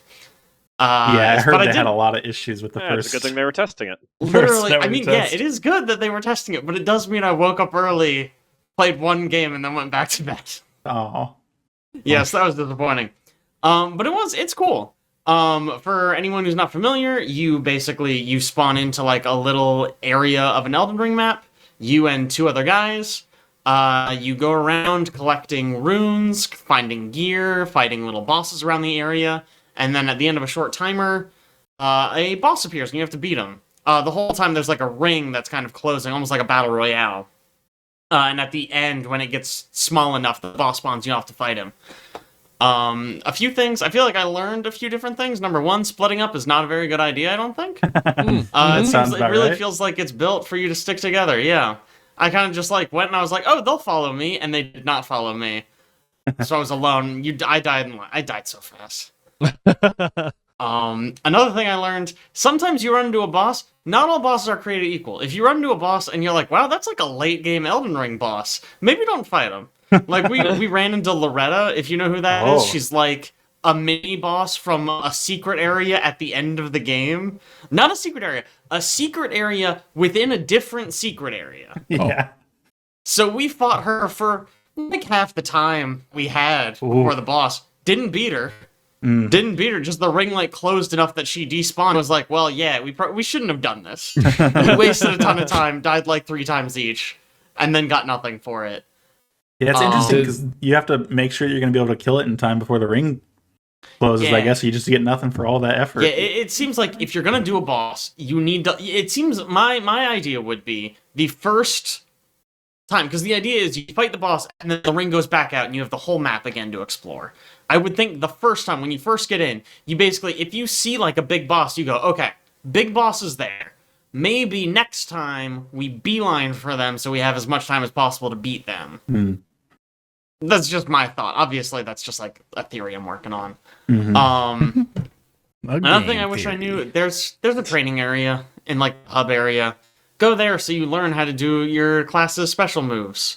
Because it's not in the controls list, because it is not one button, it's a combination of buttons to do. A tutorial in an Elden Ring like? There wasn't a tutorial. I just went in. I was like, I played like hundreds of hours of Elden Ring. I know how to play Elden Ring. And then I got in and I was like, oh, how do I do the new abilities they have? He's a gamer. Couldn't figure it out. And so I just did the whole thing, didn't use my special ability. Oh, wow. Yeah, the boss finally appeared and we all died. We didn't even die to the boss. There were just ads in the area where the boss spawned and they killed us. Yeah, pretty embarrassing. Character did you pick? I picked just like the basic one. Kind of the all-rounder. I think he has like... He's a big tower shield, that guy? A big shield? I don't know. He's got like a grapple. That's like his ability, is he has a grapple that can pull people to you or pull you to them. Okay. Yeah, I don't know. I really wanted to play like the little roguey girl. She has an ability that essentially doubles all the damage someone just took. Like it replays that damage. So if someone does like an ult on them, you use your ability on it and they'll take all of that damage a second time. She seemed really, really interesting. But like I said, I didn't get a chance to play anyone else. But it's really cool. I am very excited to play it more. It seems very, very fast-paced. Like, it feels like you gotta be pretty dialed in. I know some people thought, like, oh, it's Elden Ring, I'll, like, have time to go and, like, methodically search. It's like, no. You hit the ground, you gotta run. You gotta run, you gotta find shit, you gotta kill enemies. How do you run in this game? Up. You can might be run. Important. Not only can you run, you can, like, super run. Yes, and, like, you're very fast. And you can mantle, which is so big. Because there's, like, cliffs that normally it's like, oh shit, I'm gonna find my way up. The cliffs all, Elden Ring has like textured ledges all over the place, so you can jump mantle up, and you can kind of like Skyrim climb your way up just by going from geometry to geometry, which is so nice if you're an idiot who falls off a cliff. There's also no fall damage, so if you do fall off a cliff, you're not just gonna die like a clown. That's nice. Did you have any like teammates that called you names or called you a noob, perhaps? I did not. They did not tell me to get good. I don't think anyone said anything. I don't know if there was even voice chat in this network test. Okay. I certainly had no interest in talking to them. Yeah, I don't know. I feel like we all had a pretty rough time. Like, I was the idiot who ran off alone and died. But then I came over to them and they were fighting Loretta for like 3 hours, and I was like, okay, well, they're doing bad too.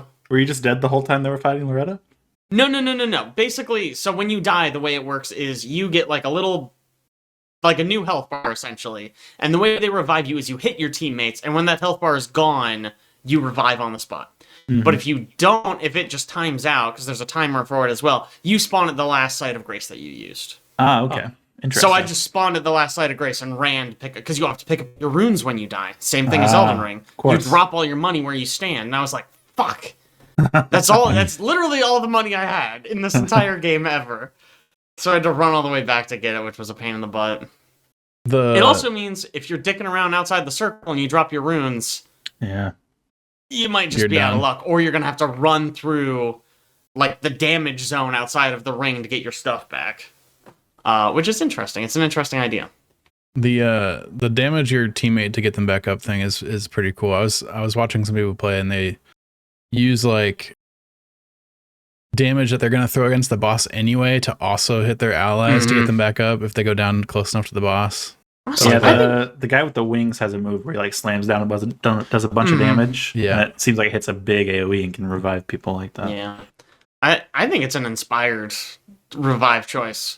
Like, why have me go over and like meditate on them like every other game has done? Because the other thing is, if you go down and you get healed, you come back up. But if you go down again, basically you get like a bar. It's a purple bar about yay big.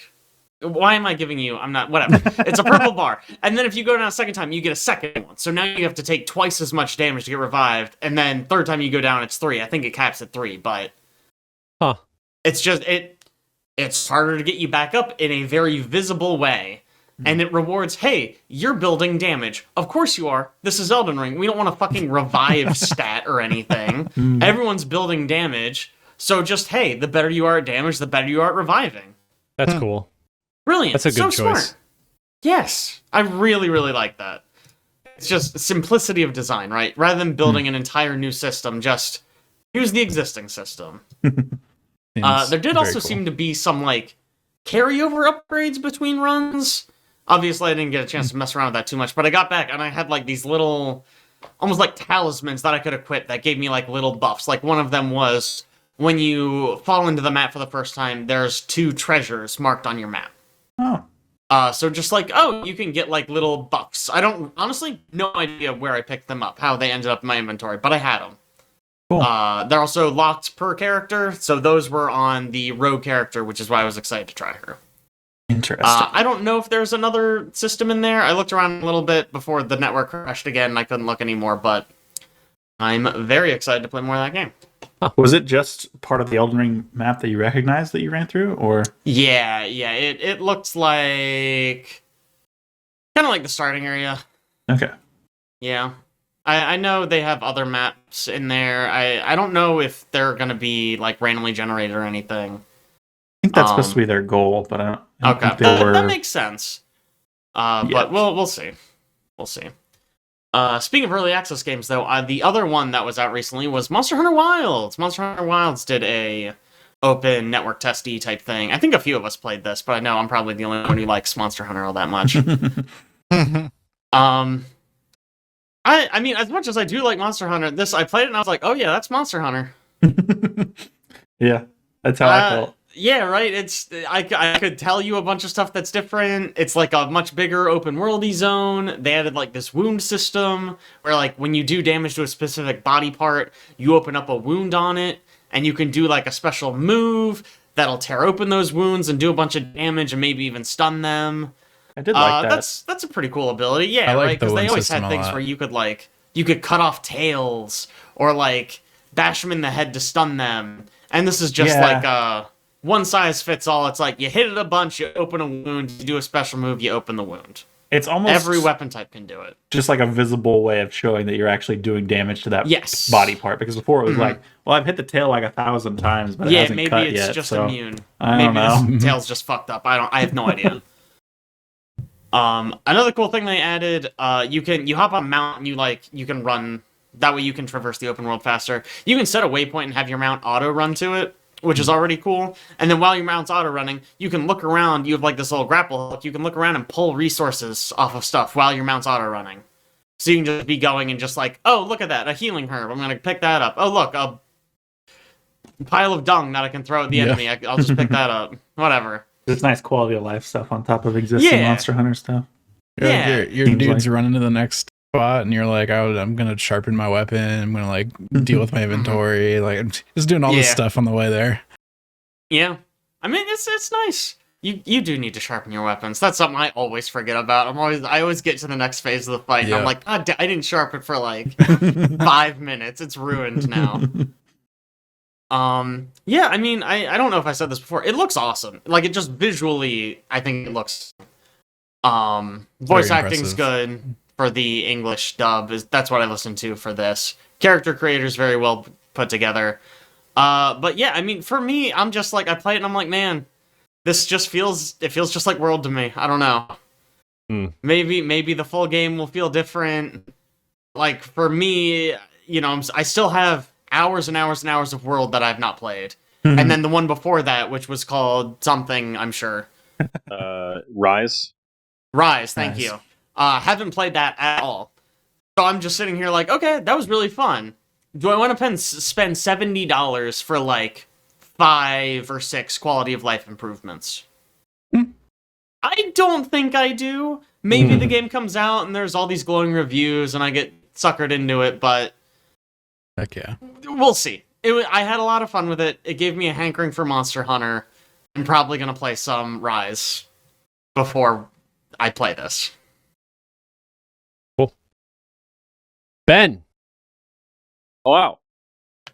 I have not been playing a whole lot of new stuff. Got back into. I've still been playing more Across the Obelisk. I'm guessing last week somebody probably mentioned the new DLC for Across the Obelisk.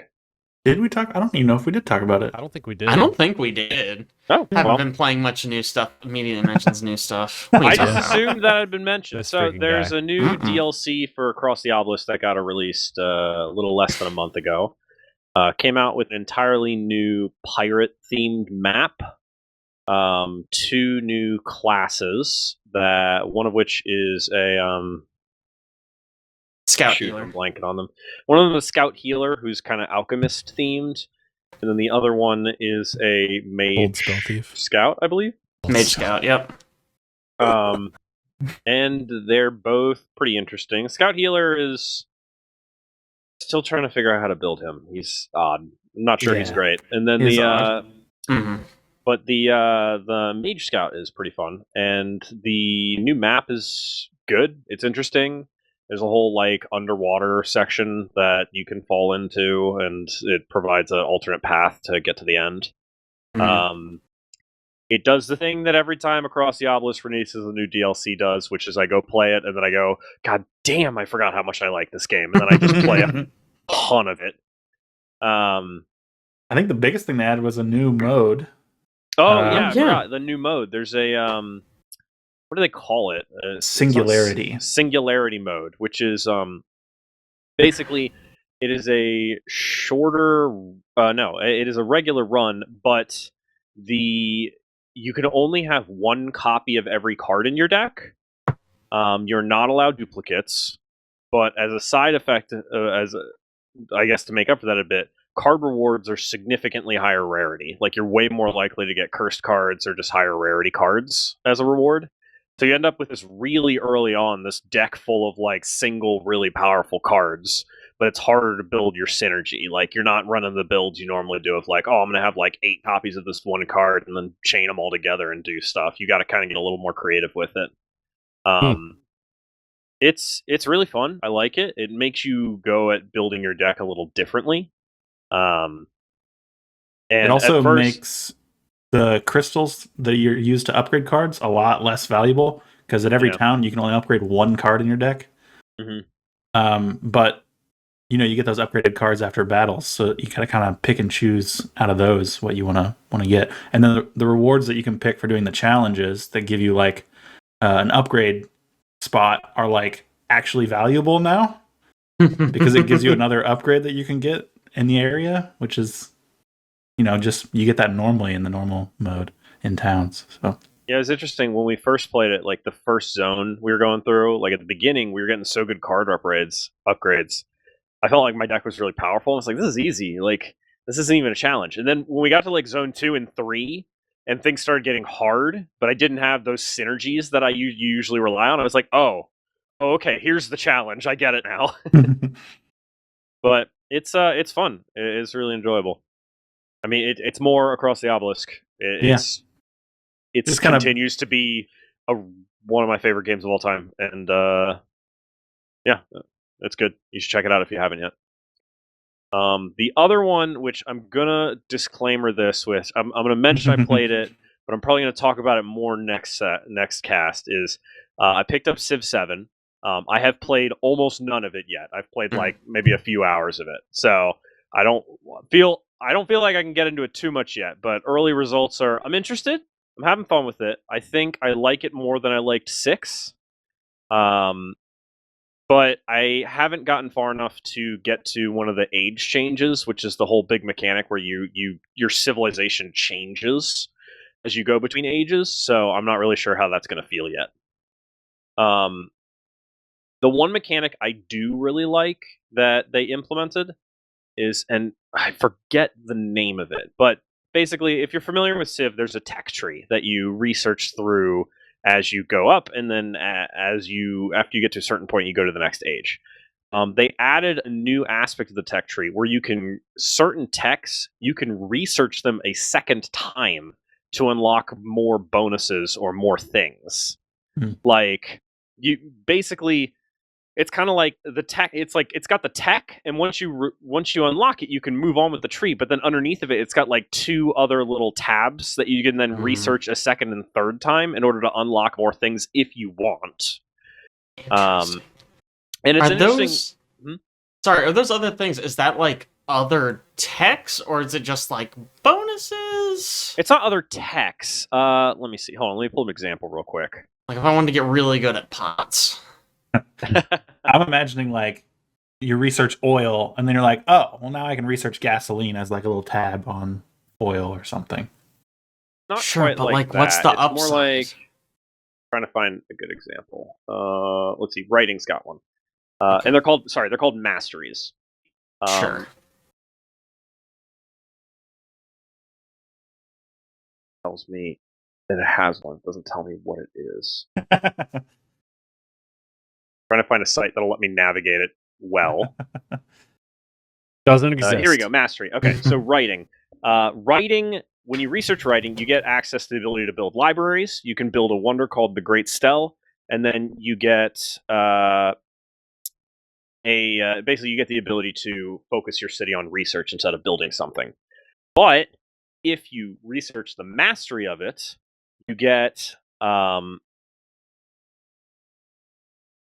once you two main things happen. One is once you research the mastery, all of your science buildings now produce one additional science, and you then immediately get to steal a technological advancement from another civ. Okay. Then there's other ones like masonry gets you walls. You can build a monument, and you can build the pyramids. And then its mastery, once you research it a second time, gives you +3 combat strength for any units that are actively fortified, and +1 production on production buildings. So like they're kind of like little extra bonuses. Just bonuses. Yeah. Like you're not unlocking like whole new buildings or whole new trees, sort of. Sure. But they can be pretty major. They can be useful. Yeah. Especially it's sort of thing like if you're science build, you go mastery a couple of the science ones, but you ignore the mastery on the other things because you want to go further in the tech tree. I like the concept, and I've been pretty happy with it so far. I think it adds a little. I think it adds a little bit more strategy to the tech tree than before, because before is basically just it. As much as there's a tech quote tree, you end up researching basically everything because it's a very skinny tree that you have to research to go down almost everything. This adds, I feel like, a little bit more options and more thought to it. In a similar vein, previous games there's been a culture tree also. That is, in Civ 6 they introduced a culture tree. This one, they still have a culture tree, but then in addition, you have a small, unique culture tree that's different for every Civ, and that tree has like special things you can research that only your Civ has access to. It feels like they're broadening the strategic aspects more than previous games. Like, obviously, the Civs were different, but it wasn't a huge difference all the time, and people end up researching mostly the same things. This feels like it's giving you more decisions that you can make and more ways to diversify what you're doing compared to the other players. And Does your leader also have a similar tree? Because you can pick like a different leader in Civ now, right? You can't. No. So your leader stays the same the whole game. Your Civ is what changes. So at the beginning of the game, you can mix and match the leaders in the Civs. You don't have to. It's not like in Civ 5 and like in Civ 6. It was you could play America, and in which case your leader was Abraham Lincoln. In this one, it's like you can play Abraham Lincoln. Well, which Civ do you want? I don't know. I'll have Abraham Lincoln running Egypt. Egyptians. I don't know. Like, you can mix and match more, and it does a thing where it'll tag a couple that'll be like, hey, these are the ones that you like historically he would have access to, but you don't have to. Historically, he would have access to. Well, so the reason, like, if in an alternate universe, Abraham Lincoln took over a different country. So because the whole thing where your civs change between the ages, you don't have access to all the civs at the first age, because it's more like, if you pick the first age, it's ancient civs. Like, you can't start as America. You just can't do it in this game. Bullshit. So, like, it's a bad game. One of the leaders is Benjamin Franklin in this one. I don't know why they picked him, but that's one.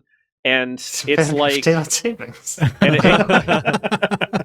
but it calls out like, oh, if you like historically, like he took a lot of his like ideas from like Rome and like Greece. So it's like it tags them as like, oh, these could be like kind of relevant. And I'm like, I guess that's interesting, like informationally, but it doesn't really affect gameplay.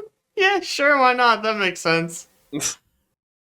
That's fun. I love that it even tries to do that. Yeah, it's a fun little. It's always Civ's always done that thing where they add little historical like notes and stuff. So funny. I don't know. I'm liking it a lot so far. I haven't played it enough yet, but I can say when I started playing Civ 6, I got in, and almost within the first couple hours, I was like, I don't like this one very much, and this is not giving me that vibe. I'm enjoying it a lot more. Nice. But I'll give an update next cast after I played some more of it. Chad, what have you been playing, bud? Been losing a lot of Marvel Rivals ranked, that's for sure. I went from GM1 all the way down to GM3. Oh, no. Bad day. Yeah, Marvel Rivals, that's what I've been playing. Human Torch and The Thing coming out tomorrow. So that's cool. Are you staying up for it? It comes out at like 3 a.m., I think. Absolutely not. I've been getting off pretty like around like 10, 11 o'clock, dude. Yeah. Going to watch TV or something. Anyways, I'm excited to see the new map, The Thing, Human Torch. Never see him in ranked play. Or at least him in Storm in ranked play. It's cool that they have a new ultimate ability where if you use both ults at the same time, it links up and can destroy healer ults, which is really cool. Maybe it can kind of bust the healer meta if Storm ever makes it through the ban phase. I worry that means they'll both be required in every game. That's not. They should have some sort of ban system. Yeah. What a good idea. Also, with that, this halfway point was supposed to be a rank reset, but they're not doing that now, so your ranks will all stay the same. And they are doing a reward system of if you've got gold or above, you're getting the Invisible Woman like blood something skin. And then they've already confirmed that Human Torch will have a similar skin. And then the crests will be different this next phase. So if you get GM, you'll have a crest, and if you get Celestial, it'll be a different variant. And then if you get Eternity, it'll be different. So you can actually see instead of just seeing that crest there and be like, well, they're GMing above, you'll actually know what that crest represents. So you'll be able to work towards that next half. And then going into that closing of that season, you'll actually receive those rewards. So Nice. the free skin has intrigued me quite a bit. So this free skin for this half was Thor, I believe. There was like a Thor skin that you can get.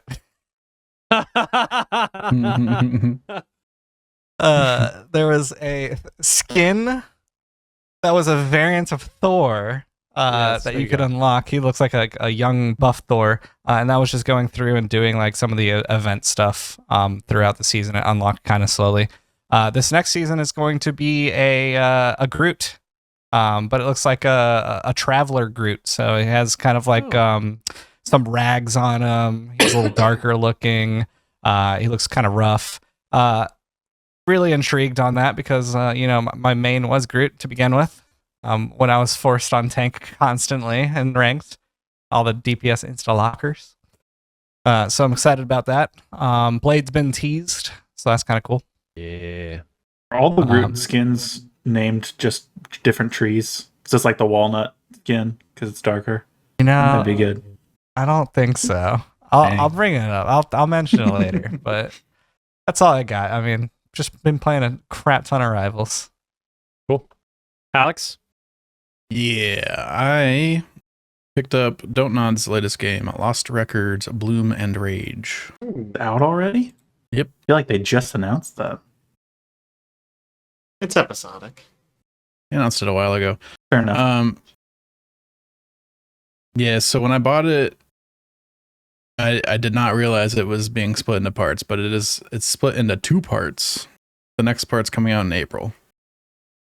So I basically just saw like a bunch of people talking about it and saying it was one of the good ones. It was like maybe their favorite Don't Nod game since Life is Strange. And I was like, yeah, hit me up. So I've been playing that. I'm like 5 hours in. I probably have like from what I've looked at, like another hour or 2, maybe. And it is basically like 4 teenage girls set in the 90s primarily, also set modern day, to like 27 years later.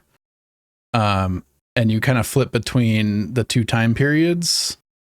You've been contacted by one of the girls that you knew in the 90s saying that there was a package that was delivered to her mom's place, and it's related to something you guys did back in the day. And I'm still unraveling the mystery of what that is and why. Like, there's this whole thing with like something happened and we agreed to never talk about it again. And they all separated and lost contact with each other and like kind of just went their separate ways. And somebody has left this package and we don't know what it is yet because we haven't opened it and we don't know why. But basically this whole part 1 seems to be the antithesis of like my big issue with Life is Strange 2, which is like they kept on introducing new characters and then moving on, and you didn't get to really get to know them at all. Like this whole setup for part 1 seems like it's very much diving into these characters, working their relationships out, letting you just explore them as teenagers, and it's really good characterization so far. The vibes are immaculate. It's very like so much 90s nostalgia built in here. One of the major mechanics in the game is you have a camcorder and you record a bunch of stuff. And that stuff gets mixed into like memoirs that you see later. I don't really know how they do it, if they're just recording your gameplay and then they use it later, but it's literally what you record that shows up later in video. That's cool. Really cool idea. How has nobody used that before? Yeah. Maybe someone has, I just don't know. But it's a cool idea. And it's all VHSified and stuff. It's very retro. Sure. But yeah, it is just been a very chill character exploration. Man, can't talk. Exploration. So far. I've heard some crazy stuff happens at the end and leaves you on a cliffhanger. So, of course it does. Yeah. Is there? Sorry if I missed this. Is there like a supernatural element at all, or no? I'm kind of unraveling that. So the answer is yes. Okay. There's a whole lot of not supernatural stuff that happens first, though. What's that mean? Just like normal, like everyday Normal life teenage stuff. Oh, okay. And then there's some weird stuff that happens in the woods, and I'm like, oh, is there a supernatural thing? The whole time your character's talking about how they're like really into horror movies, and one of the other characters talks about how like they thought they saw a Wendigo once, and like all this kind of stuff. And you're in like this nothing small town that's in the middle of the woods. Yeah, so there's going to be some like horror supernatural stuff that comes up, I think, but I mean, the whole concept sounds very like I Know What You Did Last Summer. Yeah. So I'm excited to hear more about it. Yeah, I'm happy with it so far. The writing's been good. Good. So cool. I'll go last. I wrapped up Citizen Sleeper 2. Man, it's on my games of the year list, boys. Yeah, speaking of good writing, man, that game got a lot of it. Excellent writing. This game is substantially longer than the first Citizen Sleeper. I did not go into it thinking that. I just assumed it was going to kind of be, honestly, maybe even less, because I thought the mechanics were going to maybe just progress the story a little faster. But there's just so much content in this, so many different things for you to explore. I love the changes they've made to the dice system. I love contracts. I think it's an excellent, like, fresh take on that, the approach of utilizing dice in dicey situations. I just love how tense they are. Yeah, it's incredibly tense. I think the only way to play this game is on max difficulty. I think it makes the game incredibly good. And it makes one of the best parts about Citizen Sleeper is, I think, the tension of you trying to navigate a world as a sleeper where you just don't necessarily fit in, and you're trying to figure out how to make things work. And that tension from potentially losing, breaking dice or losing dice or glitch dice, I think that it's just an excellent choice across the board. I love the story in this one. I am excited to see where he's going to take it for the third one, which apparently, Caleb, you said is going to be a board game. That's what he said. Why not? Why not? Is it like the first game where there's multiple potential endings, or is this more linear in that regard? There really is a linear. It's a linear story. There are multiple like things you're gonna do in the future that you can, like, that's what your character goes off to do in the end. It's not like I leave halfway through the story on this one arc where I fly off on a ship and go elsewhere. That doesn't happen in this one. There's not like branching endings. There's just an ending, and it can be different. Yeah. Okay, so it's more like you pick an ending at the end, sort of. Kind of. Okay. And a lot of the side storylines are very much just like you can choose whether to path down them and wrap them up, whatever you want. You don't even have to touch them. If you're not interested in that storyline, like there's this one guy you're supposed to pick up for your crew fairly early. Ji Yoon, I think is his name. I can't remember his name. No, not Junie. Oh, okay. He's like he lies to you when you go on your first contract and you're looking for this ship.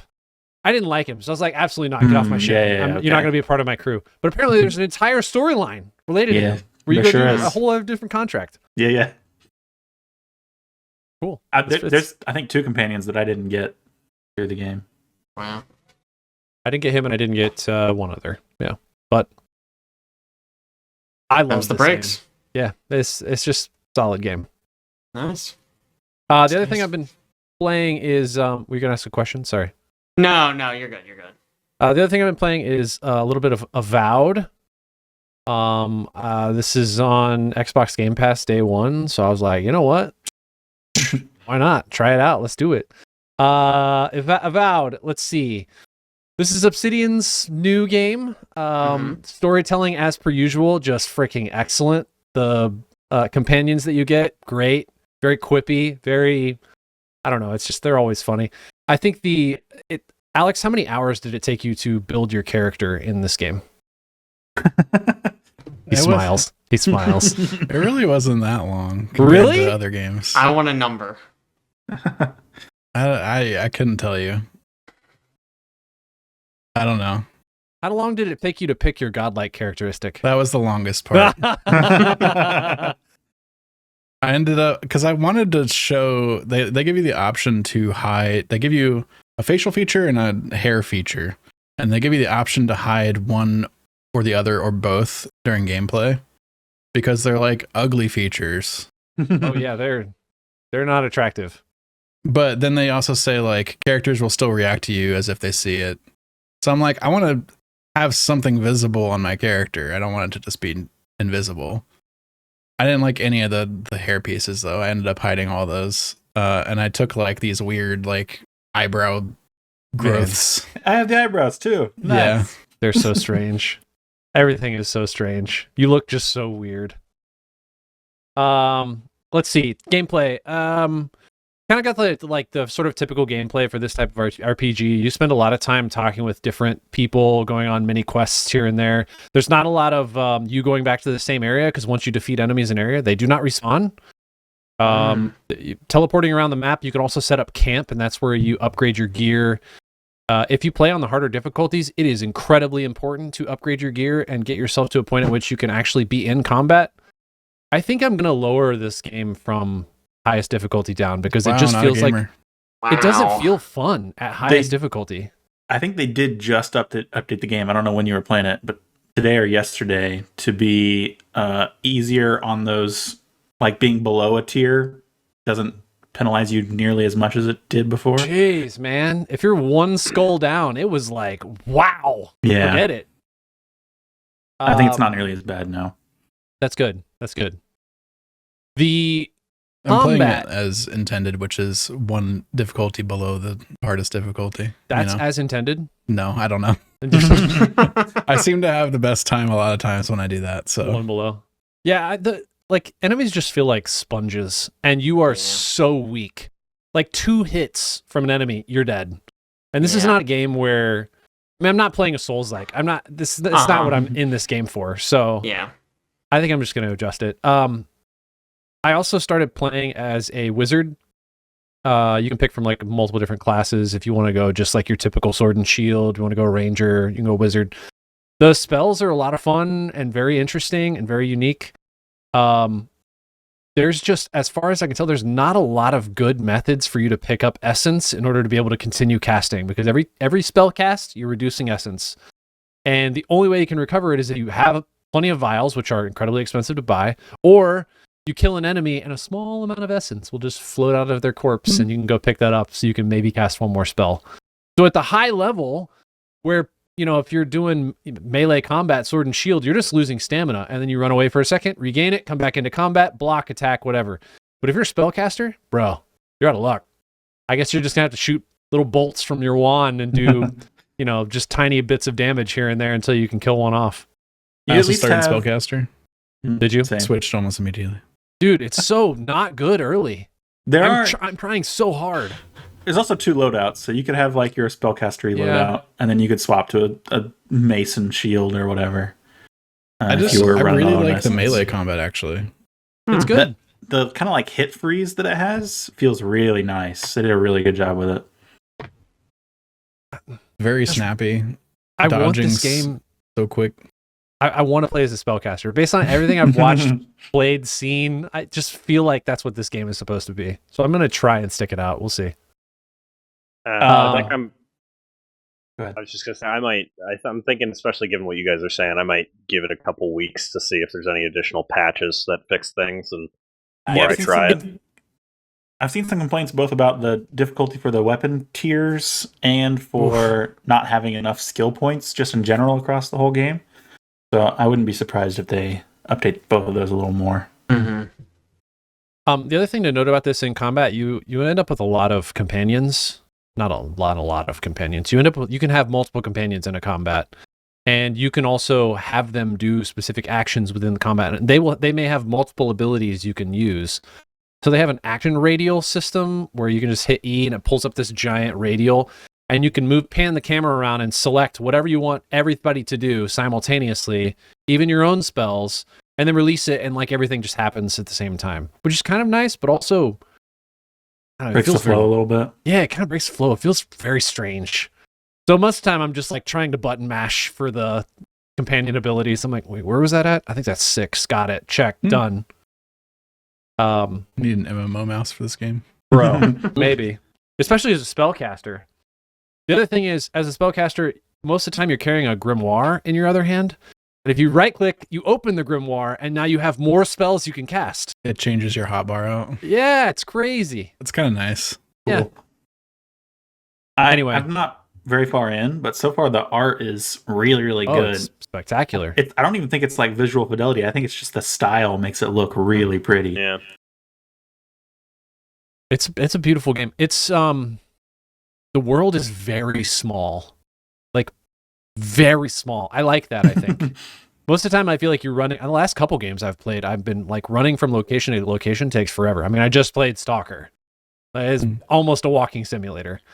So for this, like you leave the main town and you're just instantly in combat with enemies if you want to. It's just everything's very compact, and I kind of like that. They do have a stealth system. It's not very good. It's fine. It's fine. You have like these godlike abilities, one of which you start the game with, where you can backstab. It's fine. Maybe it's better at lower difficulties, but at the high difficulty, you don't even kill enemies outright with that ability, which is kind of like, why am I sneaking? We're not sneaking anymore. You're gonna be a stealth archer, Aaron. Yes. Yeah. Actually, that's something. Is there stealth in this game? I feel like there's not. There is. There is. Okay. Yeah. None of the reviews I looked at mentioned it at all, so I was like, maybe it just doesn't have it. Oh no, it definitely does. Very... That's what I'm saying. It's not good. Yeah. Okay. Fair enough. Like you crouch in tall grass. Okay. And it doesn't. Can you even like spec into it in trees in any way? Not that I've seen so far. Okay. But I don't know. It is pretty generous about respecing, which is cool. It is. That's nice. I like that. Can you respec like everything? Could I just become a warrior suddenly? Yeah, you can respec your abilities, your stats. Do you have to worry about gear if you respec? Like your gear not being good enough? I don't know. I don't think I've gotten far enough with gear crafting yet to be able to say yes or no. Okay. There is a lot of depth to the gear crafting too. Even getting something 1 tier within the like uncommon rank, it takes a lot of materials to move it up even 1 dot. And there's like 5 or 6 ranks and 3 tiers within each of those ranks. Okay. That's one of the complaints I've seen a few times, that it just takes so much resources to do it. Oh my gosh. I'm really not that far in. I just know about the respecing stuff because I was like, magic ain't gonna be it. It looks cool. Managing essence is gonna be annoying. That's the hardest problem, man. So one of my first upgrades was to just make my wand do more attack damage. Yeah. And that was after they introduced you to melee stuff first, and I was like, this feels great. Oh man, okay. My other complaint about this game. If you want me to play as a freaking caster, okay? Give me a unique wand. Ever. Just ever. Bro, one of the first things you do, you walk up and there's like a giant there's like a freaking axe stuck in a log, and it's a unique legendary axe that has special abilities on it. I'm like, a wand, please? Anywhere? any unique wands? You find a bow elsewhere. Legendary, unique. I have read people talking about how like they'll find a cool unique and then they'll just entirely respec around it just to play with it for a while. Yeah, that weapon's fun. really like freaking cool. I might have to do it, but then I'm not doing the thing I want to do, which I want to play this game as a caster.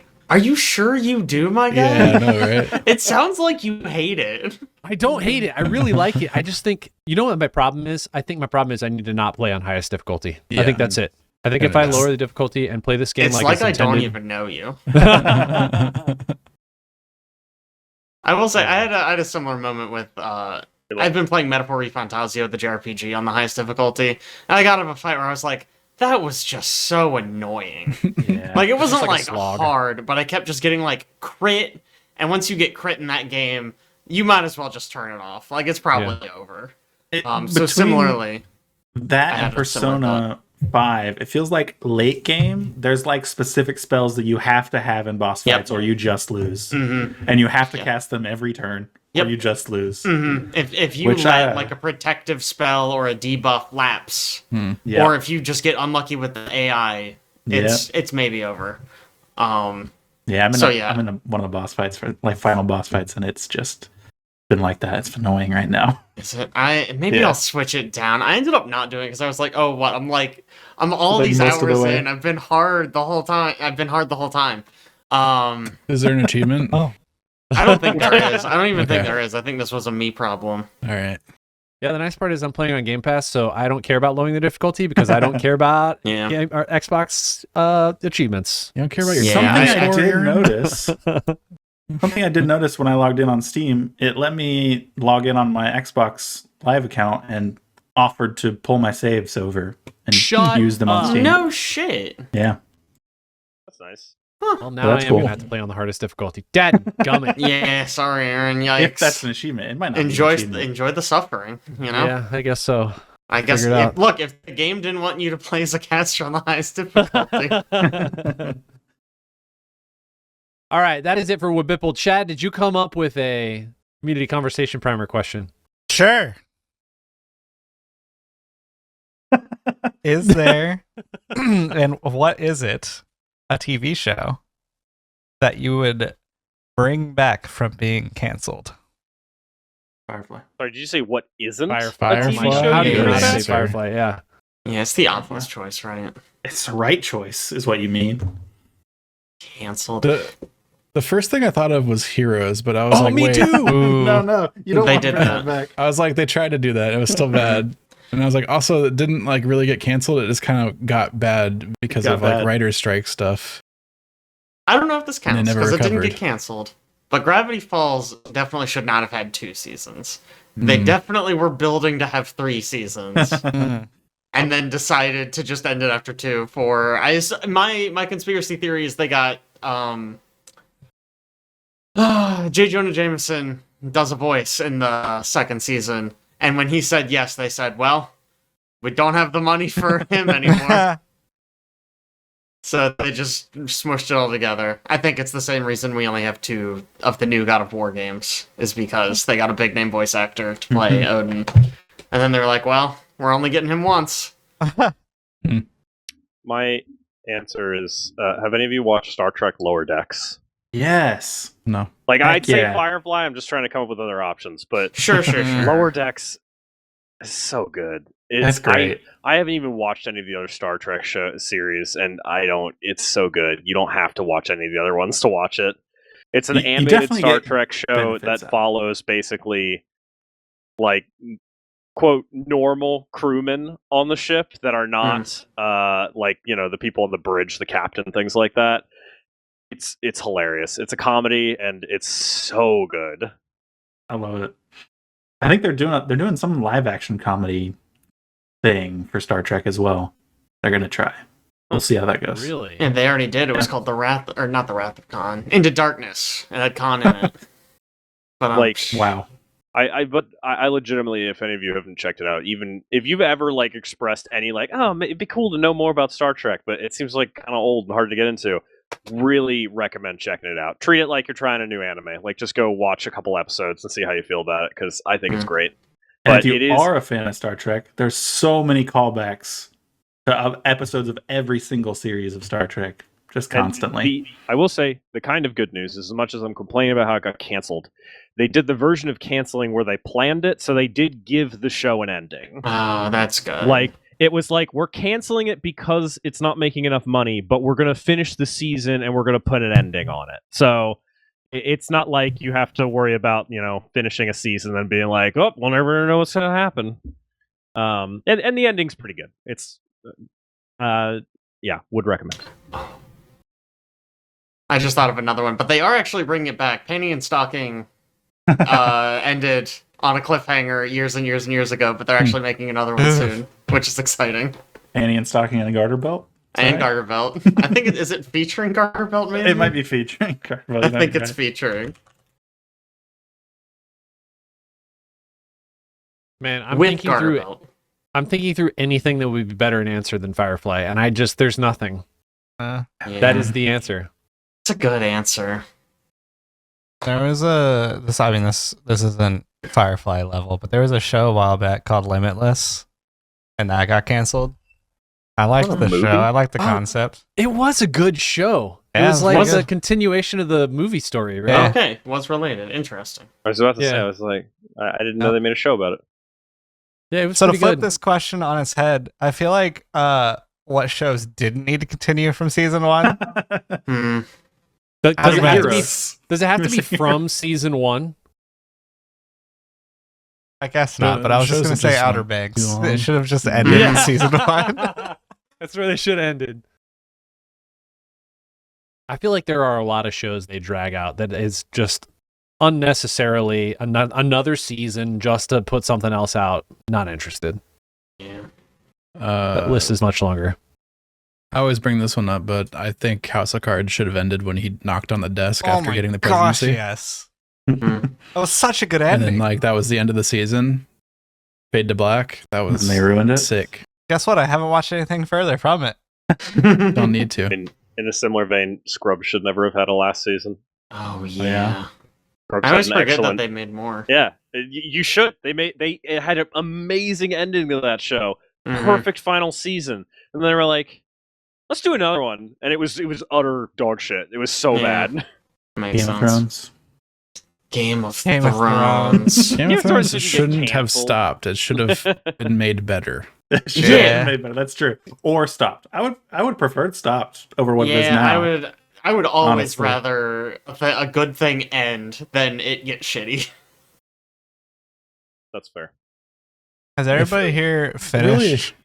Go ahead, Alex. I was gonna say really it's George R.R. Martin's fault. He had so long to write those books. Yeah. I mean, yeah. I'll probably never read them though. You know. Yeah. He's even said he's probably not going to finish Winds of Winter. Did he say that? I think so. That's crazy. Have to have somebody else. Have to have Brandon Sanderson finish another Probably. fantasy Why series not? of somebody else's. Well, I finished that one and Patrick Rothfuss. I was just Series about that to he has. say, could we also get Patrick Rothfuss's series finished? I care much more about that one. have we all watched and finished Walking Dead, or was there a certain spot that you got to and stopped? No interest. Never watched Yes. it. Like Yeah. episode 5. Wow. I think I watched like 6 seasons maybe. Fell off. Exactly. I got to season 9 and stopped, and then I picked it back up this year, and I was watching it like my mother used to watch General Hospital, which was fast forward through the storylines that you don't care about, which was a hefty part of the show. Wow. I think for me, it's Prison Break. Ooh. Should have ended after 2 seasons. They drug it out to 5, I think. Yeah, it's like, why? Like, Did they break from the prison at some point? Yeah, I mean, like, season 1 and 2 is them breaking out of the prison and then, like, escaping to Mexico. And then and at they the just end kept of going, season huh? 2, they get put into another prison in Mexico, and then they just recircle, like, do the whole thing again. That's so No. funny. Did they escape to the first prison? Yeah, they should. That'd be great. that although, would be funny. although I'm excited for the spinoff that's coming out, what do you think about where they should have stopped in Suits, Aaron? Oh, I don't even know. Long time before when they stopped. I think they had 9 seasons of that show. Oh yeah. Oh, you know what another one is? Ted Lasso. Why are we doing a 4th season of Ted Yeah, Lasso? good Why is that a question. thing? Wait, are they? Wait, Yes. they're doing another one? Yes, they're doing a 4th season.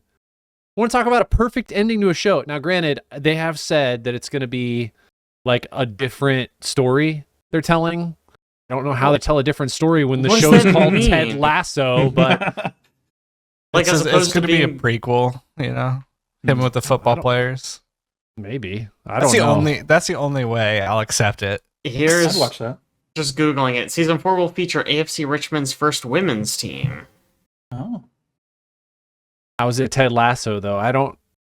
Don't call Yes, it he Ted just- Lasso. They're just gonna call him on the phone a bunch and ask for advice.